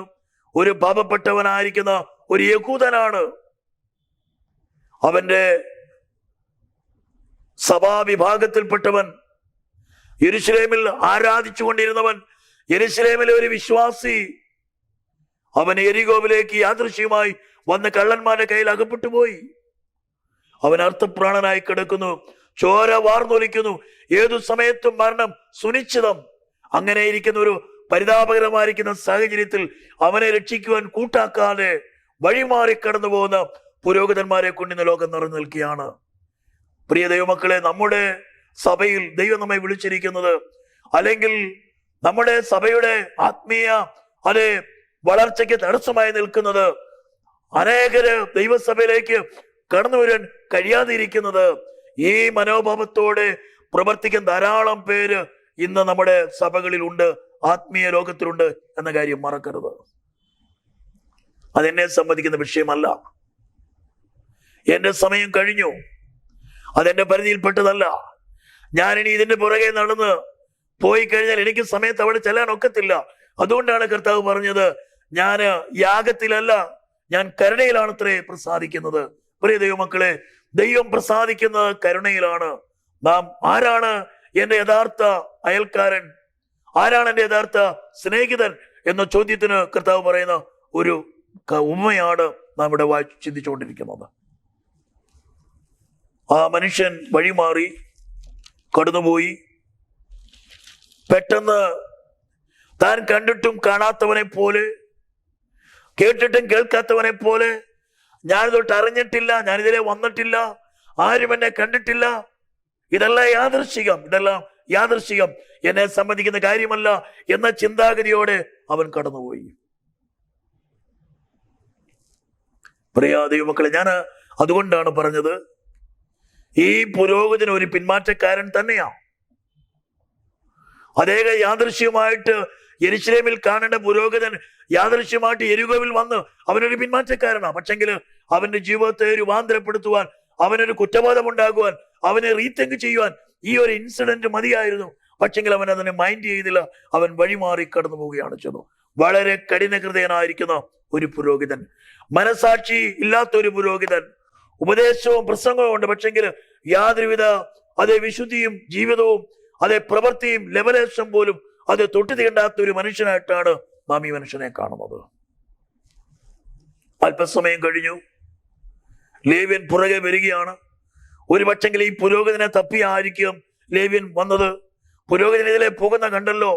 പക്ഷെങ്കിൽ ആ പുരോഹിതനെ തേടി ഇറങ്ങുന്ന ഒരു ലേവ്യനായിട്ടാണ് ഞാൻ ഈ മനുഷ്യനെ ചിന്തിക്കുന്നത്. ലേവ്യൻ ഇങ്ങനെ ചിന്തിച്ചു, ഇതിലെയാണല്ലോ പുരോഹിതൻ പോയത്. അദ്ദേഹം ഇത് കണ്ടു കാണുമല്ലോ. അദ്ദേഹത്തിന് വേണ്ടാത്തത്, അദ്ദേഹം ചെയ്യാത്തത് ഞാൻ ചെയ്യേണ്ട കാര്യമില്ല. ഞാൻ പ്രത്യേകിച്ച് ശമ്പളമൊന്നും മേടിക്കുന്നില്ല. എന്നേക്കാൾ എത്രയോ 10 മടങ്ങ് ജോലി ചെയ്യാൻ കടപ്പെട്ടവരാണ് അദ്ദേഹം. അദ്ദേഹത്തിനില്ലാത്ത ആത്മഭാരം എനിക്കുണ്ടാകേണ്ട കാര്യമില്ല. അദ്ദേഹത്തിനില്ലാത്ത ദർശനം എനിക്കുണ്ടാകേണ്ട കാര്യമില്ല. അദ്ദേഹം ചെയ്യാത്ത കാര്യത്തിലേക്ക് ഞാൻ ചെയ്യേണ്ട. അച്ഛന് വേണ്ടാത്തത് കപ്പ്യാർക്ക് എന്തിനാണ് എന്ന ചിന്താഗതിയോടെ അദ്ദേഹം പോയി. വേണമെങ്കിൽ പുരോഗതി ചെയ്യാമായിരുന്നു. അദ്ദേഹം താല്പര്യപ്പെടാത്ത കാര്യത്തിന് ഞാൻ എന്തിനു താല്പര്യപ്പെടണം, ഞാൻ എന്തിനും മെനക്കെടണം എന്ന മനോഭാവത്തോടെ കടന്നുപോയി. ഇന്ന് പ്രിയ ദൈവമക്കൾ, ഇത് തന്നെയാണ് പലരും. നമ്മുടെ പൂർവികർ എന്ത് കാണിച്ചിരിക്കുന്നു അത് ചെയ്യാൻ ശ്രമിക്കുന്ന ആൾക്കാർ. മറ്റുള്ളവർക്ക് മാതൃകയുള്ള, മറ്റുള്ളവരെ ആകർഷിക്കുവാൻ തക്കതായ നല്ല പ്രവർത്തികളും നല്ല ചിന്തകളും നമ്മുടെ പൂർവികർ ചെയ്തിട്ടുണ്ടെങ്കിൽ അത് ചെയ്യാൻ നാം തയ്യാറാകണം പ്രിയ ദൈവമക്കളെ. നേരെ മറിച്ച് നമ്മുടെ പൂർവികരായിക്കോട്ടെ അല്ലെങ്കിൽ നമ്മുടെ മുൻഗാമികളായിക്കോട്ടെ, അവരെ നിരുത്തരവാദിത്തപരമായി കാഴ്ചപ്പാടില്ലാത്തവരായി പ്രവർത്തിച്ചാൽ കാഴ്ചപ്പാടില്ലാത്തവരെ പോലെ പ്രവർത്തിക്കാൻ അല്ല പിൻതലമുറയെ കുറിച്ച് ദൈവം ആഗ്രഹിക്കുന്ന കാര്യം നാം മറക്കരുത്. പലരും മുൻഗാമികൾ എങ്ങനെയൊക്കെ ചെയ്തു, നാം ഇങ്ങനെയാണ് പലപ്പോഴും കാണുന്നത്. നമ്മുടെ മുൻഗാമികൾ ചെയ്യുന്നതിനെ അതേപടിയിൽ പകർത്തിക്കൊണ്ടു പോകുന്ന ഒരു പിൻതലമുറയും ഉണ്ട് എന്ന കാര്യം മറക്കല്ല. നാം ഒരു പ്രത്യേക കാലഘട്ടത്തിലാണ് ജീവിക്കുന്നത്. നമുക്ക് പ്രാർത്ഥനയുണ്ടെങ്കിൽ, നാം ദൈവവേല ചെയ്യുന്ന വ്യക്തിയാണെങ്കിൽ, നമുക്ക് ആത്മഭാരമുണ്ടെങ്കിൽ, അവരെ കുറിച്ച് നമുക്കൊരു ഫെലോ ഫീലിംഗ് ഉണ്ടെങ്കിൽ, നമുക്കുണ്ടെങ്കിൽ നമ്മുടെ മക്കൾക്ക് അത് ഉണ്ടാകും, അല്ലെങ്കിൽ നമ്മുടെ പിൻതലമുറയ്ക്കുണ്ടാകും. മറിച്ച് നാം അതിനെക്കുറിച്ച് ചിന്തയില്ലാത്തവരാണെങ്കിൽ നമ്മുടെ പിൻതലമുറയും ഇത് കണ്ടാണ് നമ്മളെ അനുധാവനം ചെയ്യുന്നതെന്ന കാര്യം നാം മറക്കരുത്. അതാണ് ഇവിടെ കാണുന്നത്. ആ ലേവ്യന് വേണേൽ ചെയ്യാം, പക്ഷേ ലേവ്യനും ചെയ്തില്ല. പക്ഷേ ചെയ്യാൻ ആഗ്രഹമുണ്ട്. പക്ഷെങ്കിൽ എനിക്ക് മുമ്പേ കടന്നുപോയ വ്യക്തികൾ ഇങ്ങനെയല്ലേ ചെയ്തത്, അവരിങ്ങനെയല്ലേ പ്രവർത്തിച്ചത്. അതുകൊണ്ട് ഞാനായിട്ട് ആ ശൈലി മാറ്റുന്നില്ല, അല്ലെങ്കിൽ ഞാനായിട്ട് അതിനൊരു മാറ്റം വരുത്താൻ ആഗ്രഹിക്കുന്നില്ല. എനിക്ക് കിട്ടിയ അവസരം ഇത്രയേ ഉള്ളൂ, എനിക്ക് കിട്ടിയ സമയം, ഈ സമയത്തിൽ ഞാൻ ഇങ്ങനെയൊക്കെ ചെയ്യുള്ളൂ എന്ന് ശാഠ്യം പിടിച്ച് പോകുന്ന മനുഷ്യൻ ആ ലേവ്യന് ആ മനോഭാവത്തിലേക്ക് കടന്നുപോയി. തിരുവചനം പരിശോധിച്ചാൽ നമുക്ക് ധാരാളം ഇത്തരത്തിലുള്ള പിന്മാറ്റക്കാരെ കുറിച്ച് ധാരാളം കാര്യങ്ങൾ നമുക്ക് കാണുവാൻ സാധിക്കും. നാം പിന്നീട് കാണുന്നത് അങ്ങനെ തന്നെ ഒരു ലേവ്യനും ആ സ്ഥലത്തെത്തി അവനും കണ്ടിട്ട് മാറി കടന്നുപോയി. പുരോഹിതന്റെ കാൽപ്പാടുകള്, അല്ലെങ്കിൽ പുരോഹിതന കാലടികള്, പുരോഹിതന്റെ ഉപദേശത്തെ, പുരോഹിതന്റെ പ്രസംഗത്തെ അതേപടി പകർത്തി അതേപോലെ ജീവിക്കാൻ ആഗ്രഹിക്കുന്ന ഒരു ലേവ്യന് അവരന്റെ വേദന തിരിച്ചറിയാൻ കഴിയാതെ പോയത് പുരോഹിതനിൽ നിന്ന് ലഭിക്കാത്തത് കൊണ്ടാണ് എന്ന കാര്യം നാം മറക്കരുത്. നല്ല മാതൃകകൾ, നല്ല ചിന്തകൾ, നല്ല പ്രവർത്തികൾ നമ്മുടെ പിൻഗാമികൾ പിൻപറ്റട്ടെ പ്രിയ ദൈവമക്കളെ. അതിനായിരിക്കണം നമ്മുടെ ജീവിതത്തെ നാം മുന്നോട്ട് നയിക്കേണ്ടത് എന്ന കാര്യം മറക്കരുത്. പിന്നീട് മൂന്നാമത് മറ്റൊരു വ്യക്തിയാണ് കാണുന്നത്. ഈ വ്യക്തി ശമരിയാക്കാരനാണ്. അദ്ദേഹം ഈ മുറിവേറ്റ് കിടക്കുന്ന മനുഷ്യനുമായിട്ട് യാതൊരു ബന്ധവുമില്ല. കാരണം യെരുശലേമിൽ ജീവിച്ചു കൊണ്ടിരുന്ന ഒരു മനുഷ്യൻ ഇവിടെ മുറിവേറ്റ് കിടക്കുന്നു. അദ്ദേഹത്തെ സഹായിക്കേണ്ട ധാർമ്മികത പുരോഹിതനുണ്ടായിരുന്നു. പുരോഹിതൻ ഇനി ഒരുപക്ഷെങ്കിൽ ചെയ്തില്ലെങ്കിൽ കാലാകാലങ്ങളായി പുരോഹിതനെ കൂടെ നിൽക്കേണ്ട ലേവ്യൻ ചെയ്യേണ്ടതായിരുന്നു. അവരാരും ചെയ്തില്ല. പക്ഷേ നാം ഇങ്ങനെ വായിക്കുന്നത്, ആ സ്ഥലത്ത് ഒരു ശമരിയക്കാരൻ ആ വഴി പോകയിൽ അവന്റെ അടുക്കലെത്തി അവനെ കണ്ടിട്ട് മനസ്സലിഞ്ഞു. ആ മനുഷ്യൻ തന്നെ വാഹന മൃഗത്തിലാണ് യാത്ര ചെയ്യുന്നത്. വളരെ വേഗത്തിലാണ് ഇദ്ദേഹം യാത്ര ചെയ്യുന്നത്. പക്ഷെ വേഗത്തിലാണെങ്കിലും താൻ കാണേണ്ടതിനെ കണ്ടു എന്നുള്ളതാണ് ഏറ്റവും ശ്രേഷ്ഠമേറിയ ഒരു കാര്യം. വഴിയെ നടന്നുപോയവൻ കണ്ടിട്ട് എത്ര തിരക്കുകളുടെ നടുവിലായാലും, എത്ര ബന്ധപ്പാടുകളുടെ നടുവിലായാലും, എത്ര വലിയ ജോലിയിൽ നാം ചെയ്യാൻ നിർബന്ധിതരായാലും, പ്രിയ ദൈവമക്കളെ, നമ്മുടെ ജീവിതത്തിൽ നാം ചെയ്യേണ്ടത് ചെയ്യുവാനാണ് ദൈവം നമ്മെ കുറിച്ച് ആഗ്രഹിക്കുന്നത്. നാം എങ്ങനെയാണ് അതിനെ കാണുന്നത്, നാം എങ്ങനെയാണ് അത് മനസ്സിലാക്കുന്നത്, നമ്മുടെ നിലവാരം ഏത് നിലകളിലാണ് എന്നാണ് നാം ഇവിടെ മനസ്സിലാക്കേണ്ടത്. ശമരിയക്കാരൻ അവരെ ദൂരേന്ന് കണ്ട് മനസ്സലിഞ്ഞു. അവന്റെ അരികെ ചെന്നു. തന്റെ വാഹന മൃഗത്തിൽ നിന്ന് ഇറങ്ങി ആ വീണ് കിടക്കുന്ന അർത്ഥപ്രാണനായി മുറിവേറ്റ് ചോര വാർന്ന് ഒലിക്കുന്ന ആ മനുഷ്യന്റെ അടുക്കൽ ചെന്ന് തന്റെ വസ്ത്രം വലിച്ചു കീറി അവന്റെ മുറിവുകളെ ഒപ്പിയെടുക്കുവാനിടയായി തീർന്നു. നമ്മുടെ കർത്താവിനെ ആണ് ഇത് കാണിക്കുന്നത്. നമ്മുടെ കർത്താവ് തന്റെ വസ്ത്രം നമുക്ക് വേണ്ടി അർത്ഥനഗ്നനായി തീർന്നു എന്നാണ് നാം തിരുവചനത്തിൽ കാണുന്നത്. സകലത്തിന്റെ ഉടയവൻ, സകലത്തെ സൃഷ്ടിച്ചവൻ ആയിരിക്കുന്ന കർത്താവ് വസ്ത്രം കീറി നമ്മുടെ മുറിവുകളെ കെട്ടി. മാത്രമല്ല, അവന്റെ കയ്യിൽ ഉണ്ടായിരുന്ന എണ്ണ, ആ എണ്ണയും വീഞ്ഞും പുരോഹിതന്റെ കയ്യിലില്ലായിരുന്നു. എത്രയധികം ഒരു സാധാരണക്കാരനായിരിക്കുന്ന, ഒരു അന്യജാതിക്കാരനായിരിക്കുന്ന ഈ ശമരിയക്കാരന്റെ കയ്യിൽ എണ്ണയും വീഞ്ഞും ഉണ്ടായിരുന്നെങ്കിൽ എത്രയധികം പ്രസംഗിക്കുന്ന അല്ലെങ്കിൽ ഉപദേശിക്കുന്ന ഒരു വ്യക്തിയുടെ ജീവിതത്തിൽ ഇത് കാണണമായിരുന്നു. ഇല്ലാതെ പോയി. എണ്ണ പരിശുദ്ധാത്മാവിനെയാണ് കാണിക്കുന്നത്. വീഞ്ഞ് എന്ന് പറയുന്നത് ആ കാലഘട്ടങ്ങളില് മുറിവിന് പുരട്ടുവാൻ തക്കവണ്ണം ഇന്നത്തെ കാലത്ത് സ്പിരിറ്റ് ഉപയോഗിക്കുന്ന പോലെ മുറിവ് വെച്ച് കെട്ടുവാൻ തക്കവണ്ണം, അനേകരെ മുറിവിൽ പുരട്ടുവാൻ തക്കവണ്ണം ഉപയോഗിക്കുന്നതായിരുന്നു ആ വീഞ്ഞ്. ആ വീഞ്ഞ് ഈ മരിക്കാറായ മനുഷ്യന്റെ മുറിവിൽ കെട്ടി എണ്ണ പുരട്ടി അവൻ ഒടിഞ്ഞിരിക്കുന്ന, ചതഞ്ഞിരിക്കുന്ന ഭാഗത്ത് നല്ല വൈദ്യനായിരിക്കുന്ന കർത്താവ് ആ എണ്ണ കൊണ്ട് അവന്റെ ശരീരത്തെ തടവി അവനെ സൗഖ്യമാക്കി. എന്നിട്ട് അവന് വീഞ്ഞു കുടിക്കുവാൻ കൊടുത്തു. നാം അതാണ് കാണുന്നത്. പകുതി ജീവനുള്ളവനായി വിട്ടേച്ചു പോയതിനോടകം അവൻ രക്തം വാർന്നു മരിക്കേണ്ടിയിരുന്നു. ആ രക്തത്തിലാണ് ഒരു മനുഷ്യന്റെ ജീവൻ. നമ്മുടെ കർത്താവ് മുറിവേറ്റ് അവന്റെ രക്തമാണ് നമുക്ക് നൽകിയത്. ആ ജീവൻ നഷ്ടപ്പെട്ടുകൊണ്ടിരിക്കുന്ന ഒരു അവസ്ഥ, അത് തിരിച്ചറിയുവാൻ പ്രസംഗിക്കുന്ന പ്രസംഗകന് കഴിഞ്ഞില്ല, ഉപദേശിക്കുന്ന ഉപദേശിക്ക് കഴിഞ്ഞില്ല, അല്ലെങ്കിൽ സഭയുടെ മൂപ്പന് കഴിഞ്ഞില്ല, ഒരു ശുശ്രൂഷകന് കഴിഞ്ഞില്ല. പക്ഷെങ്കിൽ ഒരു അന്യ ജാതിക്കാരൻ, അതുകൊണ്ടാണ് കർത്താവിന്റെ ദാസി മിസസ് വൈറ്റ് ഇങ്ങനെ രേഖപ്പെടുത്തിയിരിക്കുന്നത്, നാം പ്രതീക്ഷിക്കാത്ത പലരും ദൈവരാജ്യത്തിൽ കാണും. ഈ അന്യമതസ്ഥനായിരിക്കുന്ന മനുഷ്യൻ വന്ന് മനസ്സലിഞ്ഞ് അവന്റെ ഹൃദയത്തിൽ എഴുതിയിരിക്കുന്ന ന്യായപ്രമാണത്തിന്റെ ഹൃദയത്തിൽ എഴുതിയിരിക്കുന്ന ന്യായപ്രമാണമില്ലാത്തവനായിരുന്നെങ്കിലും ഒരു ന്യായപ്രമാണം ഉള്ളവനെ പോലെ പ്രവർത്തിക്കുവാൻ അവനെ സഹായിച്ചു എന്ന ചിന്തയാണ് കർത്താവ് ഈ ന്യായശാസ്ത്രിക്ക് കൊടുക്കുന്നത്. എന്നെ കേൾക്കുന്ന പ്രിയ ദൈവമക്കളെ, നാം ഒരുപക്ഷെങ്കിൽ കൽപ്പനയുടെ അല്ലെങ്കിൽ ആഴത്തെ കുറിച്ച് അതിനെ നമ്മൾ പലപ്പോഴും വാതോരാതെ പ്രസംഗിക്കുകയും കൽപ്പന ജീവിക്കുക അനുസരിക്കുന്ന ഒരു വ്യക്തിയാണെന്ന് അവകാശപ്പെടുകയും ചെയ്യുമ്പോഴും യഥാർത്ഥമായി നമ്മുടെ പ്രവൃത്തികൾ എങ്ങനെ പോകുന്നുവെന്ന് ഈ രാത്രിയിൽ ശാന്തമായി പരിശോധിക്കേണ്ടത് ആവശ്യമാണ്.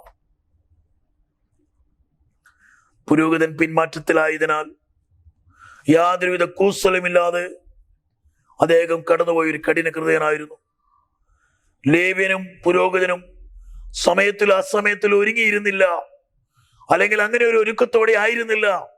എന്നെ കേൾക്ക ദൈവമക്കള്, ദൈവം നമ്മെ കുറിച്ച് ആഗ്രഹിക്കുന്ന ഒരു പക്ഷെങ്കിൽ ഈ കാലത്തിന്റെ അന്ത്യത്തിൽ യാദൃശ്യമായി പല സ്ഥലങ്ങളിൽ ചെല്ലേണ്ടതായി വരും, പലരെ കാണേണ്ടതായിട്ട് വരും, പലരുമായി സംസാരിക്കേണ്ടതായിട്ട് വരും. പക്ഷെങ്കിൽ ആ സമയത്തിലും സമയത്തിലും ഒരുങ്ങി ഇരിക്കുവാൻ കൊണ്ട് നമുക്ക് കഴിയണം. അതിനുള്ളൊരു ശരിയായ തയ്യാറെടുപ്പ് ഈ രണ്ട് വ്യക്തികൾ നടത്തിയിരുന്നില്ല എന്നാണ് നമുക്കിവിടെ മനസ്സിലാക്കുവാൻ സാധിക്കുന്നത്.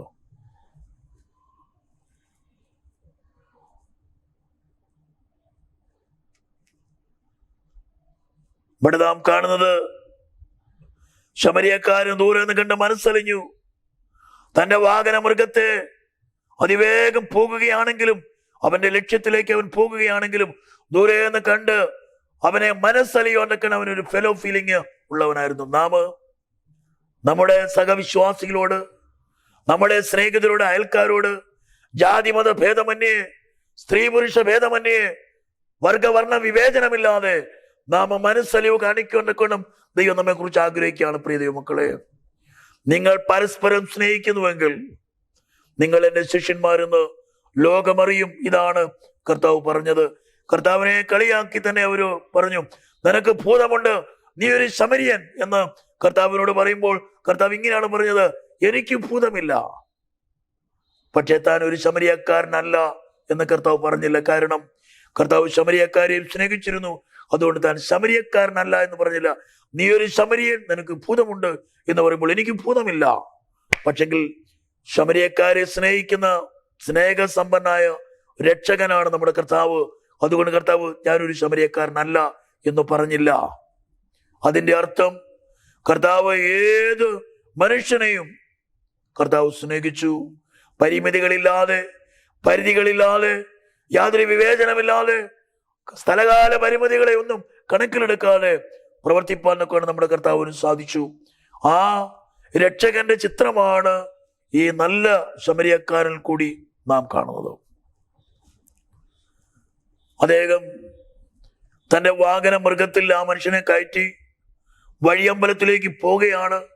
ഇവിടെ വഴിയമ്പലം എന്ന് പറയുന്നത് ദൈവത്തിന്റെ സഭയാണ് കാണിക്കുന്നത്. മുറിവേറ്റ് കിടക്കുന്ന, ജീവിതത്തിൽ നിരാശരായി തകർന്നു കിടക്കുന്ന വ്യക്തികളെ ശുശ്രൂഷിച്ച് സുഖപ്പെടുത്തുന്ന സ്ഥലമാണ് ദൈവത്തിന്റെ സഭ എന്ന് പറയുന്നത്. നാം ഒരു കാര്യം മനസ്സിലാക്കണം പ്രിയ ദൈവമക്കളെ, അനേകർ നമ്മുടെ സഭയിലേക്ക് വരാറുണ്ട്. പക്ഷെ വരുന്നവരെല്ലാം കുറ്റങ്ങളും കുറവുകളൊക്കെ ഉള്ളവരാ. പക്ഷെ അവരുടെ ഹൃദയത്തിന്റെ നിലവാരം അറിഞ്ഞ്, അവരുടെ വികാരം അറിഞ്ഞ്, അവരുടെ പ്രയാസം അറിഞ്ഞ് അവരെ ശുശ്രൂഷിക്കുവാൻ, അവരെ പരിചരിക്കുവാൻ ഒരു യഥാർത്ഥ ദൈവവേദന കഴിയണം, ഒരു ശുശ്രൂഷകന് കഴിയണം. ഇതൊരു വിശ്വാസിയുടെ കടമ കൂടിയാണ്. ഇതുപോലെ ഒരു ശുശ്രൂഷകന്റെ കടമയാണ്. ഇതാണ് ദൈവം നമ്മെ കുറിച്ച് ആഗ്രഹിക്കുന്നത്. വഴിയമ്പലം ദൈവത്തിന്റെ സഭയാണ് കാണിക്കുന്നത്. സത്രക്കാരൻ എന്ന് പറയുന്നത് പാസ്റ്ററിനെയാണ് കാണിക്കുന്നത്. അതുകൊണ്ട് അദ്ദേഹത്തോട് പറയാണ്, നാം മനസ്സിലാക്കേണ്ടത്, മുറിവേറ്റ് കിടക്കുന്ന ഈ അർത്ഥപ്രാണനായ മനുഷ്യനെ അവന്റെ മുറിവുകൾ വെച്ച് കെട്ടി, അവന് വീഞ്ഞു കുടിക്കാൻ കൊടുത്ത്, അവന്റെ ചതഞ്ഞ ഭാഗത്ത് എണ്ണ പുരട്ടി, അവൻ മുറിവ് വെച്ച് കെട്ടി തന്റെ വാഹന മൃഗത്തിൽ അവനെ കൊണ്ടുവന്ന് വഴിയമ്പലത്തിലാക്കുകയാണ്, അല്ലെങ്കിൽ സത്രത്തിൽ എത്തിക്കുകയാണ്. നമ്മുടെ കർത്താവ് നമ്മെ തോളിൽ വഹിച്ചുകൊണ്ട് കാൽനടയായി സഞ്ചരിക്കുന്ന കർത്താവ്. ആ ശമരിയക്കാരൻ തന്റെ വാഹന മൃഗത്തിൽ അദ്ദേഹത്തെ കയറ്റിയിട്ട് കാൽനടയായി താൻ യാത്ര ചെയ്ത് വഴിയമ്പലത്തിലേക്ക് പോന്നു. നമ്മുടെ കർത്താവ് നമ്മളെ രക്ഷിക്കുന്നതിന് വേണ്ടി, കർത്താവ് നമുക്ക് വേണ്ടി പരമദരിദ്രനായി തന്റെ വസ്ത്രം വലിച്ചു കീറി, താന് നമുക്ക് വീഞ്ഞു കുടിക്കാൻ തന്നിട്ട്, തന്റെ രക്തം നമുക്ക് വേണ്ടി കർത്താവ് ചൊരിഞ്ഞിട്ട്, അവസാനം കണ്ണിവെണ്ണ കലക്കി വീഞ്ഞ് അല്ലെങ്കിൽ ചൊറിക്ക അവൻ കുടിച്ചു എന്നാണ് നാം സങ്കീർത്തനത്തിൽ പ്രവാചകൻ കർത്താവിനെ കുറിച്ച് രേഖപ്പെടുത്തിയിരിക്കുന്നത്. വഴിയമ്പലത്തിലേക്ക് കൊണ്ടുപോയി അവനെ രക്ഷ ചെയ്തു. പിറ്റേന്നാൾ ആ രാത്രി മുഴുവൻ ആ വഴിയമ്പലത്തിൽ തങ്ങി. കർത്താവിനെ നമുക്കറിയാം, സക്കായിയുടെ വീട്ടിൽ, ഞാൻ ഇന്ന് നിന്റെ വീട്ടിൽ രാപാർക്കേണ്ടതാകുന്നു. രാപാർക്കുന്ന കർത്താവ്, അത്താഴം കഴിക്കുന്ന കർത്താവ്, നമ്മെ പരിചരിക്കുന്ന കർത്താവ്. പിറ്റേന്നാൾ പോകുമ്പോൾ ആ മനുഷ്യൻ 2 വെള്ളിക്കാശ് കൊടുത്തു. എന്നിട്ട് പറയാണ്, നീ ഇവനെ രക്ഷ ചെയ്യണം. ഇവനെ രക്ഷ ചെയ്യാൻ ആത്മാർത്ഥമായിട്ട് വിശ്വസ്തയോടെ രക്ഷ ചെയ്താൽ ഈ 2 വെള്ളിക്കാശ് തികയാതെ വരും. പക്ഷെ ഈ 2 വെള്ളിക്കാശ് കൊടുത്തു, ഇവനെ നീ ആത്മാർത്ഥമായിട്ട് രക്ഷ ചെയ്യണം. അധികം വലുതും ചെലവിട്ടാൽ ദൈവം നമ്മോട് ചോദിക്കാൻ സമയമായി. നമ്മെ ഏൽപ്പിച്ച ഈ 2 വെള്ളിക്കാശ് നാം എങ്ങനെയാണ് ചെലവിട്ടിരിക്കുന്നത്? അധികം വലുതും ചെലവിട്ടിട്ടുണ്ടോ? ഇവിടെ എഴുതിയിരിക്കുന്നത് ഇങ്ങനെയാണ് നാം വായിക്കുന്നത്, 35-ാമത്തെ വാക്യം. ഇവനെ രക്ഷ ചെയ്യണം, അധികം വലുതും ചിലവിട്ടാൽ ഞാൻ മടങ്ങി വരുമ്പോൾ തന്നുകൊള്ളാം. കർത്താവ് പ്രതിഫലം തരുന്നത് നാം എങ്ങനെ ചിലവിട്ടു എന്നതിന്റെ വെളിച്ചത്തിലാണ് എന്ന കാര്യം ഈ രാത്രിയിൽ മറക്കരുത്. പലപ്പോഴും ദൈവം തന്നിരിക്കുന്ന പോലെ ചെലവിടുവാൻ മനസ്സില്ലാതെ ആ രണ്ട് വെള്ളിക്കാശ് പോലും ചെലവിടാതെ നാം ഇരിക്കുകയാണ്. അനേകര് മുറിവേറ്റ് വഴിത്തറയ്ക്കൽ കിടക്കുകയാണ്. നമ്മുടെ ചുറ്റുപാടുകളിലുണ്ട്, നമ്മുടെ പരിസരങ്ങളിലുണ്ട്, നമ്മുടെ സഭകളിലുണ്ട്. അവർക്ക് വേണ്ടി ഈ 2 വെള്ളിക്കാശ് ചെലവിടുവാൻ നമുക്ക് സാധിച്ചിട്ടുണ്ടോ എന്ന് ശാന്തമായി ഈ രാത്രി നാം പരിശോധിക്കണം. അധികം ചെലവിടും എന്നുള്ള പ്രതീക്ഷയിലാണ് ദൈവം നമ്മെ ഈ വ്യക്തിയെ ഏൽപ്പിച്ചിരിക്കുന്നത്. ആ സത്രക്കാരനെ ഏൽപ്പിച്ചു, അധികം വല്ലതും ചെലവിട്ടാൽ ഞാൻ മടങ്ങി വരുമ്പോൾ തരാം, പക്ഷെങ്കിൽ നീ ഇവന്റെ രക്ഷയ്ക്ക് ഉതകുന്നതെല്ലാം വേണ്ടതുപോലെ ചെയ്യണം. ഇവനെ പൂർണ്ണ സൗഖ്യമുള്ളവനാക്കി തീർക്കണം. ഇവനെ പൂർവ്വസ്ഥിതിയിലേക്ക് നീ മടക്കി കൊണ്ടുവരണം. അതിനുവേണ്ടി നീ മാക്സിമം ചെയ്തോ, നീ എത്ര വേണമെങ്കിലും ചെലവിട്ടോ, ഞാൻ മടങ്ങി വരുമ്പോൾ തന്നുകൊള്ളാം. ഈ ഒരു ഉറപ്പിന്മേലാണ് നമ്മുടെ കർത്താവ് കടന്നു പോയിരിക്കുന്നത്. എന്നെ കേൾക്കുന്ന പ്രിയ ദൈവമക്കളെ, നാം എങ്ങനെയാണ് ചെലവിടുന്നത്? മുറിവേറ്റ് കിടക്കുന്ന മനുഷ്യന് ആത്മാർത്ഥമായി ശുശ്രൂഷിക്കുവാൻ 2 വെള്ളിക്കാശ് പോരാ. പക്ഷെ ആ 2 വെള്ളിക്കാശ് പോലും ചെലവഴിക്കാതെ ഇരിക്കുന്ന ഒരു അവസ്ഥയാണോ നമ്മുടെ ജീവിതത്തിൽ നിന്ന് ഈ രാത്രിയിൽ ശാന്തമായി പരിശോധിക്കണം. കർത്താവ് ചോദിച്ചു, കള്ളന്മാരുടെ കയ്യിൽ അകപ്പെട്ടവന് ഈ 3 ഏവനാണ് കൂട്ടുകാരനായി തീർന്നത്? കർത്താവിനോട് അവൻ പറയാണ്, ന്യായശാസ്ത്രി പറയാണ്, കരുണ കാണിച്ചവനാണ്. യേശു അവനോട് പറഞ്ഞു, നീയും പോയി അങ്ങനെ തന്നെ ചെയ്യുക എന്ന് പറഞ്ഞിട്ടാണ് നമ്മെ ഈ ഭൂമിയിലാക്കിയിരിക്കുന്നത്. നമ്മുടെ ലക്ഷ്യം, നമ്മുടെ ദൗത്യം കരുണ കാണിക്കുക, മറ്റുള്ളവരുടെ കരുണ കാണിക്കുക. പ്രമാണവും പ്രസംഗവും തത്വവും അല്ലെങ്കിൽ ഉപദേശവും ഒക്കെ നമുക്കുണ്ട്. പക്ഷെങ്കിൽ നമ്മൾ യഥാർത്ഥമായി നമ്മുടെ പ്രവൃത്തി മണ്ഡലത്തിൽ നാം എങ്ങനെയാണ് ജീവിക്കുന്നത്? വഴിയമ്പലക്കാരൻ പാസ്റ്ററിനെയാണ് കാണിക്കുന്നത്. വഴിയമ്പലം ദൈവത്തിന്റെ സഭയാണ്. 2 വെള്ളിക്കാശിനെ കുറിച്ച് വ്യാഖ്യാനികൾ അതേ പറഞ്ഞിരിക്കുന്നത് അതേ ദൈവത്തിന്റെ വചനമാണ്. അതേ പുതിയ നിയമം പഴയ നിയമവും. ഈ ലേവ്യൻ എന്ന് പറയുന്നത് പ്രവാചകനെയാണ് കാണിക്കുന്നത്. ഈ പുരോഹിതൻ എന്ന് പറയുന്നത് ന്യായപ്രമാണമാണ്. പക്ഷെങ്കിൽ വഴിയമ്പലക്കാരനെ അതേ ഈ അന്യനായിരിക്കുന്ന മനുഷ്യൻ, ശമരിയക്കാരൻ, കർത്താവ് യേശു ക്രിസ്തുവിന്റെ ചിത്രമാണ്. ഏദൻ പർദീസയിൽ നഷ്ടപ്പെട്ട് നാശത്തിന്റെ പടുകുടിയിലേക്ക് നിപതിച്ച യെരിഹോവിലേക്ക് വീണുപോയി അവന്റെ വസ്ത്രം വലിച്ചു കീറി അവന്റെ തേജസ് നഷ്ടപ്പെടുത്തിയ, ദൈവകൃപയെ നഷ്ടപ്പെടുത്തിയ ഒരു മനുഷ്യന്റെ ചിത്രമാണ് നാം മുറിവേറ്റ് കിടക്കുന്ന ആ മനുഷ്യനിൽ കാണുന്നത്. പിശാചാണ് നമ്മെ നഗ്നരാക്കുന്നത്. അവനാണ് നമ്മളെ മുറിവേൽപ്പിക്കുന്നത്. നമ്മുടെ മനസ്സിനെയും നമ്മുടെ ഹൃദയത്തെയും അവൻ മുറിവേൽപ്പിക്കുകയാണ്. നമ്മുടെ തേജസ്സിനെ അവൻ നഷ്ടപ്പെടുത്തുകയാണ്. നമ്മളെ അതേ തക്കം പാർത്ത് അവൻ വഴിയരിയിൽ പതിയിരിക്കുകയാണ്. ആരെ വിഴുങ്ങേണ്ടു എന്ന് അലറി അവൻ ചുറ്റിത്തിരിഞ്ഞ് നടക്കുകയാണ്. ഈ രാത്രിയിൽ ആരാണ് യഥാർത്ഥ അയൽക്കാരൻ? കർത്താവ് മത്തായി സുവിശേഷം 25-ാം അധ്യായത്തിൽ ഇങ്ങനെ പറയുന്നു, ഈ എളിയവരിൽ ഒരുത്തനെ ചെയ്തതല്ല. ഞാൻ നഗ്നനായിരുന്നു, ഞാൻ വിശന്നു, ഞാൻ ദാഹിച്ചു, ഞാൻ തടവിലായിരുന്നു, ഞാൻ രോഗിയായിരുന്നു, ഞാൻ മുറിവേറ്റ് കിടന്നു. ഈ എളിയവരിൽ ഒരുത്തനെ ചെയ്തതല്ല, നിങ്ങൾ എനിക്കാണ് ചെയ്തത്.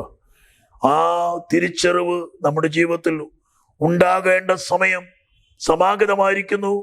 അധികം ചെലവിടുവാൻ ദൈവം നമ്മോട് കൽപ്പിച്ചിട്ടുണ്ട്. ചെലവിട്ടാൽ ഞാൻ വരുമ്പോൾ തന്നു തീർക്കാം. അതിനുവേണ്ടി രാത്രിയിൽ നമ്മെ തന്നെ സമർപ്പിക്കാം. യഥാർത്ഥമായി ഒരു ദൈവത്തിന്റെ പൈതലായി പ്രമാണവും പ്രസംഗവും ജീവിതവും വിശുദ്ധിയും അനുകമ്പയും കരുണയും ഉള്ള ഒരു നല്ല വിശ്വാസിയായി, ഒരു നല്ല ശുശ്രൂഷകനായി, ഒരു നല്ല സഭയുടെ നേതാവായി ദൈവത്തിന്റെ മുന്നിൽ പ്രവർത്തിപ്പാൻ കൊണ്ടും ദൈവം നമ്മുടെ ജീവിതത്തിൽ അവസരങ്ങൾ നൽകട്ടെ. അതിനുവേണ്ടി നമുക്ക് ഒരുങ്ങാം എന്നുള്ള പ്രാർത്ഥനയോടെ ഞാൻ എൻ്റെ വാക്കിൽ നിന്ന് വിരമിക്കുന്നു. ദൈവം നമ്മെ അനുഗ്രഹിക്കുമാറാകട്ടെ. ആമേൻ. ഇന്നത്തെ വെസ്പർ സർവീസിൻ്റെ അവസാനമായി പാട്ടുപുസ്തകത്തിലെ 1288 പാട്ട് വേണം. 1, 2, 8, 8.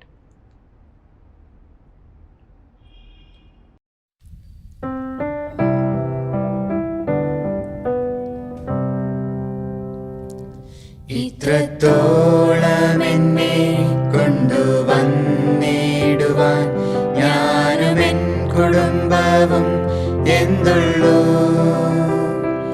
ഇത്ര നന്മകൾ ഞങ്ങളനുഭവിപ്പാൻ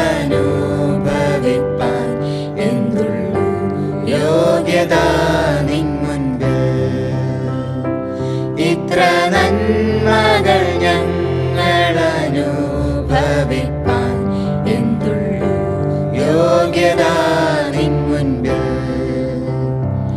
ഇത്രത്തോളം എന്നെ ആഴമായി സ്നേഹിപ്പാൻ ഞാനും എൻ കുടുംബവും എന്തുള്ളൂ. ഇത്ര ശ്രേഷ്ഠമായതെല്ലാം തന്നിടുവാൻ എന്തുള്ളൂ യോഗ്യത നിൻ മുൻപിൽ. ഇത്ര ശ്രേഷ്ഠമായതെല്ലാം തന്നിടുവാൻ എന്തുള്ളൂ യോഗ്യത നിൻ മുൻപിൽ. ഇത്രത്തോളം എന്റെ ഭാവിയെ കരുതുവാൻ ഞാനും എൻ കുടുംബവും എന്തുള്ളൂ. ഇത്രത്തോളം എന്നെ അത്ഭുതമാക്കുവാൻ എന്തുള്ളൂ യോഗ്യത നിൻ മുൻപിൽ. ഇത്രത്തോളം എന്നെ അത്ഭുതമാക്കുവാൻ എന്തുള്ളൂ യോഗ്യത നിൻ മുൻപിൽ. ഇത്രത്തോളം എന്നെ ധന്യനായി തീർക്കുവാൻ ഞാനും എൻ കുടുംബവും എന്തുള്ളൂ. ഇത്രത്തോളം എന്നെ കാത്തു സൂക്ഷിക്കുവാൻ എന്തുള്ളൂ യോഗ്യത നിൻ മുൻപിൽ. ഇത്രത്തോളം എന്നെ കാത്തു സൂക്ഷിക്കുവാൻ എന്തുള്ളൂ യോഗ്യത നിൻ മുൻപിൽ. നമ്മുടെ കണ്ണുകളടയ്ക്കാം, ഒരു നിമിഷ നേരം പ്രാർത്ഥിക്കാം. ഞങ്ങളെ സ്നേഹിക്കുന്ന സ്വർഗീയ നല്ല കർത്താവേ, ഈ ശാന്തമായ രാത്രിക്കായി ഞങ്ങളങ്ങെ സ്തുതിക്കുന്നു. ആരാണ് യഥാർത്ഥ അയൽക്കാരൻ എന്ന് ഇന്നും തിരിച്ചറിയാൻ കഴിയാതെ അനേകർ ജീവിക്കുകയാണ്. പലപ്പോഴും വ്യക്തികളുടെ നിറം നോക്കി, യോഗ്യത നോക്കി, പശ്ചാത്തലം നോക്കി, കുടുംബ മഹിമ നോക്കി പ്രവർത്തിക്കുന്ന ഒരു ആത്മീയ ലോകത്തിലാണ് കർത്താവെ ഞങ്ങൾ ജീവിക്കുന്നത്. ഏത് അപരനെയും നിസ്സാരനായി തള്ളിക്കളയാതെ കർത്താവിന് വേണ്ടി വിലപ്പെട്ടവനാണ്, അവന് വേണ്ടി അധികം ചിലവിടുവാൻ, കലവറ ഭേദമില്ലാതെ, പരീതികളില്ലാതെ, പരിമിതികളില്ലാതെ ചിലവിടുവാൻ ആയിട്ടാണ് ഞങ്ങളെ വിളിച്ചിരിക്കുന്നതെന്ന് ഞങ്ങളെ കേൾപ്പിച്ച കൃപയ്ക്കായി സ്തോത്രം. ഈ രാത്രി ദൈവമേ, ഒരു നല്ല ശമരിയക്കാരനായി തീരുവാൻ ഞങ്ങളുടെ ജീവിതത്തിലിടയാകണമേ. ഞങ്ങളുടെ ഉപദേശത്തിന് തക്കവണ്ണം ഞങ്ങളുടെ ജീവിതം, ഞങ്ങളുടെ ജീവിതത്തിന് തക്കവണ്ണം പ്രവൃത്തി ഒക്കെ ഞങ്ങളുടെ ജീവിതത്തിൽ നിലനിർത്തുവാൻ അവിടെ ഞങ്ങളെ സഹായിക്കണമെന്ന് പ്രാർത്ഥിക്കുന്നു. ഒരു പരീക്ഷനെ പോലെയോ ന്യായശാസ്ത്രിയെ പോലെ ആയിത്തീരാതെ കരുണയിലാണ് ഞാൻ പ്രസാദിക്കുന്നത്, യാഗത്തിലല്ല, കരുണയിലാണ് ഞാൻ പ്രസാദിക്കുന്നത്. ആ എന്ന തിരിച്ചറിവ് ഈ രാത്രിയിൽ ഞങ്ങളുടെ ഹൃദയങ്ങളിൽ മുഴങ്ങുവാൻ അവിടെ ഇടയാക്കണമെന്ന് പ്രാർത്ഥിക്കുന്നു. ഈ രാത്രി വചനം കേട്ട എല്ലാ മക്കളെയും അവിടുത്തെ കരങ്ങളിലേക്ക് സമർപ്പിക്കുന്നു. ഞങ്ങളുടെ ബലഹീനതകൾ, കുറവുകൾ, ഞങ്ങളുടെ അവിശ്വസ്തതകൾ, ഞങ്ങളുടെ തെറ്റിദ്ധാരണകൾ, ഞങ്ങളുടെ മുൻവിധികൾ ഒക്കെ മാറ്റി അവിടുത്തെ ആലോചന പ്രകാരം അവിടുത്തെ ഇഷ്ടത്തിന് ഒത്തു ജീവിപ്പാൻ ഞങ്ങളെ സഹായിക്കണമെന്ന് പ്രാർത്ഥിക്കുന്നു. എല്ലാവരും ഇവിടുത്തെ കരങ്ങളിലേക്ക് സമർപ്പിക്കുന്നു. ഈ രാത്രിയിൽ രോഗത്തില്, ദുഃഖത്തില്, വേദനയില്, മാനസിക പ്രയാസത്തിൽ ഇരിക്കുന്ന ആരെങ്കിലും ഉണ്ടെങ്കിൽ കർത്താവിന്റെ ആണിപ്പടുത്തുള്ള കരം പ്രിയമക്കളുടെ മേൽ നീട്ടി ഒരു പൂർണ്ണ ആശ്വാസം അവർക്ക് പ്രദാനം ചെയ്യണമെന്ന് പ്രാർത്ഥിക്കുന്നു. കർത്താവേ, പ്രത്യേകിച്ച് ദൈവമേ, ഞങ്ങളുടെ യൗവനക്കാർക്കായി പ്രാർത്ഥിക്കുന്നു. ഞങ്ങളുടെ പെൺകുഞ്ഞുങ്ങൾക്കായി, ആൺകുഞ്ഞുങ്ങൾക്കായി പ്രാർത്ഥിക്കുന്നു. അവർക്ക് തക്കതായ തുണകളെ ലഭിപ്പാൻ, നല്ല കുടുംബ ബന്ധമുണ്ടാകുവാൻ, നല്ല കുടുംബജീവിതത്തിലേക്ക് പ്രവേശിപ്പാൻ ദൈവം വഴികളെ തുറന്നു കൊടുക്കണമെന്ന് പ്രാർത്ഥിക്കുന്നു. തലമുറകളില്ലാതെ നാളുകളായി കുടുംബജീവിതത്തിൽ പ്രവേശിച്ചു, എന്നിട്ട് മക്കളില്ലാതെ ഭാരപ്പെടുന്ന അനേകരുണ്ട്. കർത്താവെ, അവർക്ക് തലമുറകളെ കൊടുക്കണം. മക്കൾ ദൈവത്തിന് ദാനം, പ്രതിഫലം, അവകാശം, ഉദരഫലം അത് മക്കളില്ലാത്തവർ കൊടുക്കണമെന്ന് പ്രാർത്ഥിക്കുന്നു. കുടുംബജീവിതത്തിൽ അസ്വസ്ഥതകൾ അനുഭവിച്ച് കുടുംബജീവിതം തകർന്നു നിൽക്കുന്ന വ്യക്തികളുടെ കുടുംബജീവിതത്തെ യഥാസ്ഥാനപ്പെടുത്തണമേ. എല്ലാം ക്ഷമിപ്പാൻ, സഹിപ്പാൻ, ദൈവത്തെ പ്രതി, ദൈവനാമത്തിനു വേണ്ടി, ദൈവഹിതത്തിനായി കർത്താവെ അവർ പണിയപ്പെടുവാൻ, യഥാസ്ഥാനപ്പെടുവാൻ സഹായിക്കണം. പ്രത്യേകിച്ച് ജോലിക്ക് ശ്രമിക്കുന്നവർ, പരീക്ഷയ്ക്ക് വേണ്ടി ഒരുങ്ങുന്നവർ, കർത്താവെ അതുപോലെ പഠിക്കുന്ന ഞങ്ങളുടെ കുഞ്ഞുങ്ങൾ എല്ലാവർക്കുമായി സ്തോത്രം. വിദേശ രാജ്യങ്ങളായിരിക്കുന്ന കുഞ്ഞുങ്ങളെ അനുഗ്രഹിക്കണം. അവർ ജോലിയിൽ കൂടെ ഇരിക്കണം. നല്ല ശമ്പള വർധനവ് കൊടുക്കണം. സഭയെ സഹായിക്കുകയും പരിപോഷിക്കുകയും ചെയ്യുന്ന അനേകം മക്കൾ, അവരുടെ സേവനങ്ങൾ, അവരുടെ കർത്താവെ കാണിക്കകൾ, ദശാംശങ്ങൾ എല്ലാം ഓർത്ത് ഞങ്ങൾ അങ്ങേ സ്തുതിക്കുന്നു. ഓരോ അവസ്ഥയിൽ കഴിയുന്ന പലരുമുണ്ട് കർത്താവെ. അവിടുത്തെ ആണിപ്പെടുത്തുള്ള കരം പ്രിയമക്കളുടെ മേൽ നീട്ടി പൂർണ്ണ സൗഖ്യം പ്രദാനം ചെയ്യണം. ഞങ്ങളുടെ സഭയുടെ നേതാക്കന്മാരെ അനുഗ്രഹിക്കണം. സഭയെ നയിപ്പാനുള്ള കഴിവും ബുദ്ധിയും ആലോചനയും അവരുടെ പക്കൽ കൊടുക്കണം. ഞങ്ങളുടെ വിശ്വാസ സമൂഹത്തിനായി സ്തോത്രം. ഞങ്ങളുടെ പ്രവർത്തകരെ ഓർക്കുന്നു. ഞങ്ങളുടെ ആഗോള വ്യാപകമായിട്ടുള്ള സഭയുടെ വിവിധങ്ങളായ എല്ലാ പ്രവർത്തനങ്ങൾക്കായി സ്തോത്രം. ഈ കാലാന്ത്യത്തിൽ ഞങ്ങൾ ജീവിക്കുമ്പോൾ അടിയങ്ങളുടെ സഭ ഏറ്റവും അനുഗ്രഹിക്കപ്പെട്ട് മുന്നേറുവാൻ സഹായിക്കണം. അവിടുത്തെ പരിശുദ്ധാത്മാവിനാൽ ഞങ്ങളെ വഴി നടത്തണം. ഈ രാത്രിയിൽ ദൈവമേ ഞങ്ങൾ സമാധാനത്തോടെ കിടന്നുറങ്ങുവാൻ സഹായിക്കണം. ഞങ്ങളുടെ രാജ്യം ഭരിക്കുന്ന ഭരണാധികാരികൾക്ക് മാനസാന്തരം കൊടുക്കണം. പ്രത്യേകിച്ച് ഞങ്ങളുടെ രാജ്യത്തിന് അതിർത്തി നിൽക്കുന്ന മിലിറ്ററി ഫോഴ്സിനായി പ്രാർത്ഥിക്കുന്നു. അവരെ അനുഗ്രഹിക്കണമേ. അവർ ദൈവ കരങ്ങളിൽ സുരക്ഷിതരായിരിക്കാൻ സഹായിക്കണം. ശാന്തിയും സമാധാനവും ഞങ്ങളുടെ ചുറ്റുപാടുകൾ ഉണ്ടാകുവാൻ ഇടവരുത്തണം. കർത്താവെ, ഞങ്ങൾ വിശ്രമിക്കുന്നു. ഒടുവിൽ മേഘാരുടനായി അവിടുത്തെ വിശുദ്ധന്മാരെ ചേർക്കാൻ അവിടുന്ന് ആകാശമേഘങ്ങളിൽ എഴുന്നള്ളി വരുമ്പോൾ അവിടുന്ന് ഒരുക്കുന്ന ആ നിത്യ രാജ്യത്തിൽ ഞങ്ങളെല്ലാവരെയും കാണാനിടയാക്കണമെന്ന് അവിടുത്തെ പ്രിയപുത്രനും ഞങ്ങളുടെ രക്ഷകനുമായ ക്രിസ്തുയേശുവിന്റെ നാമത്തിൽ അപേക്ഷിക്കുന്ന കൃപയുടെ കേൾക്കുമാറാകണമേ. ആമേൻ. സ്വർഗസ്വനായ ഞങ്ങളുടെ പിതാവേ, തിരുനാമം പരിശുദ്ധമാകണമേ. തിരുരാജ്യം വരണമേ. തിരുയിഷ്ടം സ്വർഗത്തിലെ പോലെ ഭൂമിയിലും ആകണം. ഞങ്ങൾക്ക് ആവശ്യമുള്ള ആഹാരം നൽകി തരണമേ. ഞങ്ങളുടെ കടക്കാരോട് ഞങ്ങൾ ക്ഷമിച്ചിരിക്കുന്ന പോലെ ഞങ്ങളുടെ കടങ്ങളും പാവങ്ങളും ഞങ്ങളോടും ക്ഷമിക്കണം. ഞങ്ങളെ പരീക്ഷയിൽ പ്രവേശിപ്പിക്കാത്ത ദുഷ്ടങ്ങൾ ഞങ്ങളെ വിടുവിക്കണമേ. ഇന്നുകൂടെ നാൾ രാജ്യവും ശക്തിയും മഹത്വവും നീക്ക് അങ്ങേക്കുള്ളതാവുന്നു. ആമേൻ. പിതാവായ ദൈവത്തിന്റെ സ്നേഹവും പുത്രനായ യേശു ക്രിസ്തുവിന്റെ കൃപയും സമാധാനം ഞങ്ങളെ ആശ്വസിപ്പിക്കുന്ന പരിശുദ്ധാത്മാവിന്റെ നിരന്തര സംസർഗം, കൂട്ടായ്മ, കാവല്, സൂക്ഷിപ്പ്, പ്രിയ കർത്താവേ, അടിയങ്ങളോട് ഓർത്ത് പ്രാർത്ഥിക്കുന്ന എല്ലാ കാര്യങ്ങളോടും, പ്രത്യേകിച്ച് ഈ രാത്രിയിൽ വചനം കേട്ട മക്കളോടും അടിയങ്ങളുടെ മീഡിയ മിനിസ്ട്രിയോടും ഇപ്പോഴും എപ്പോഴും കർത്താവിന്റെ വരവരെ ഉണ്ടായിരിക്കുമാറാകണമേ. ആമേൻ. എല്ലാ പ്രിയപ്പെട്ട ദൈവമക്കൾക്കും ഒരിക്കൽ കൂടി സ്നേഹവന്ദനം അറിയിക്കുന്നു. ദൈവമേ അനുഗ്രഹിക്കുമാറാകട്ടെ. ആമേൻ.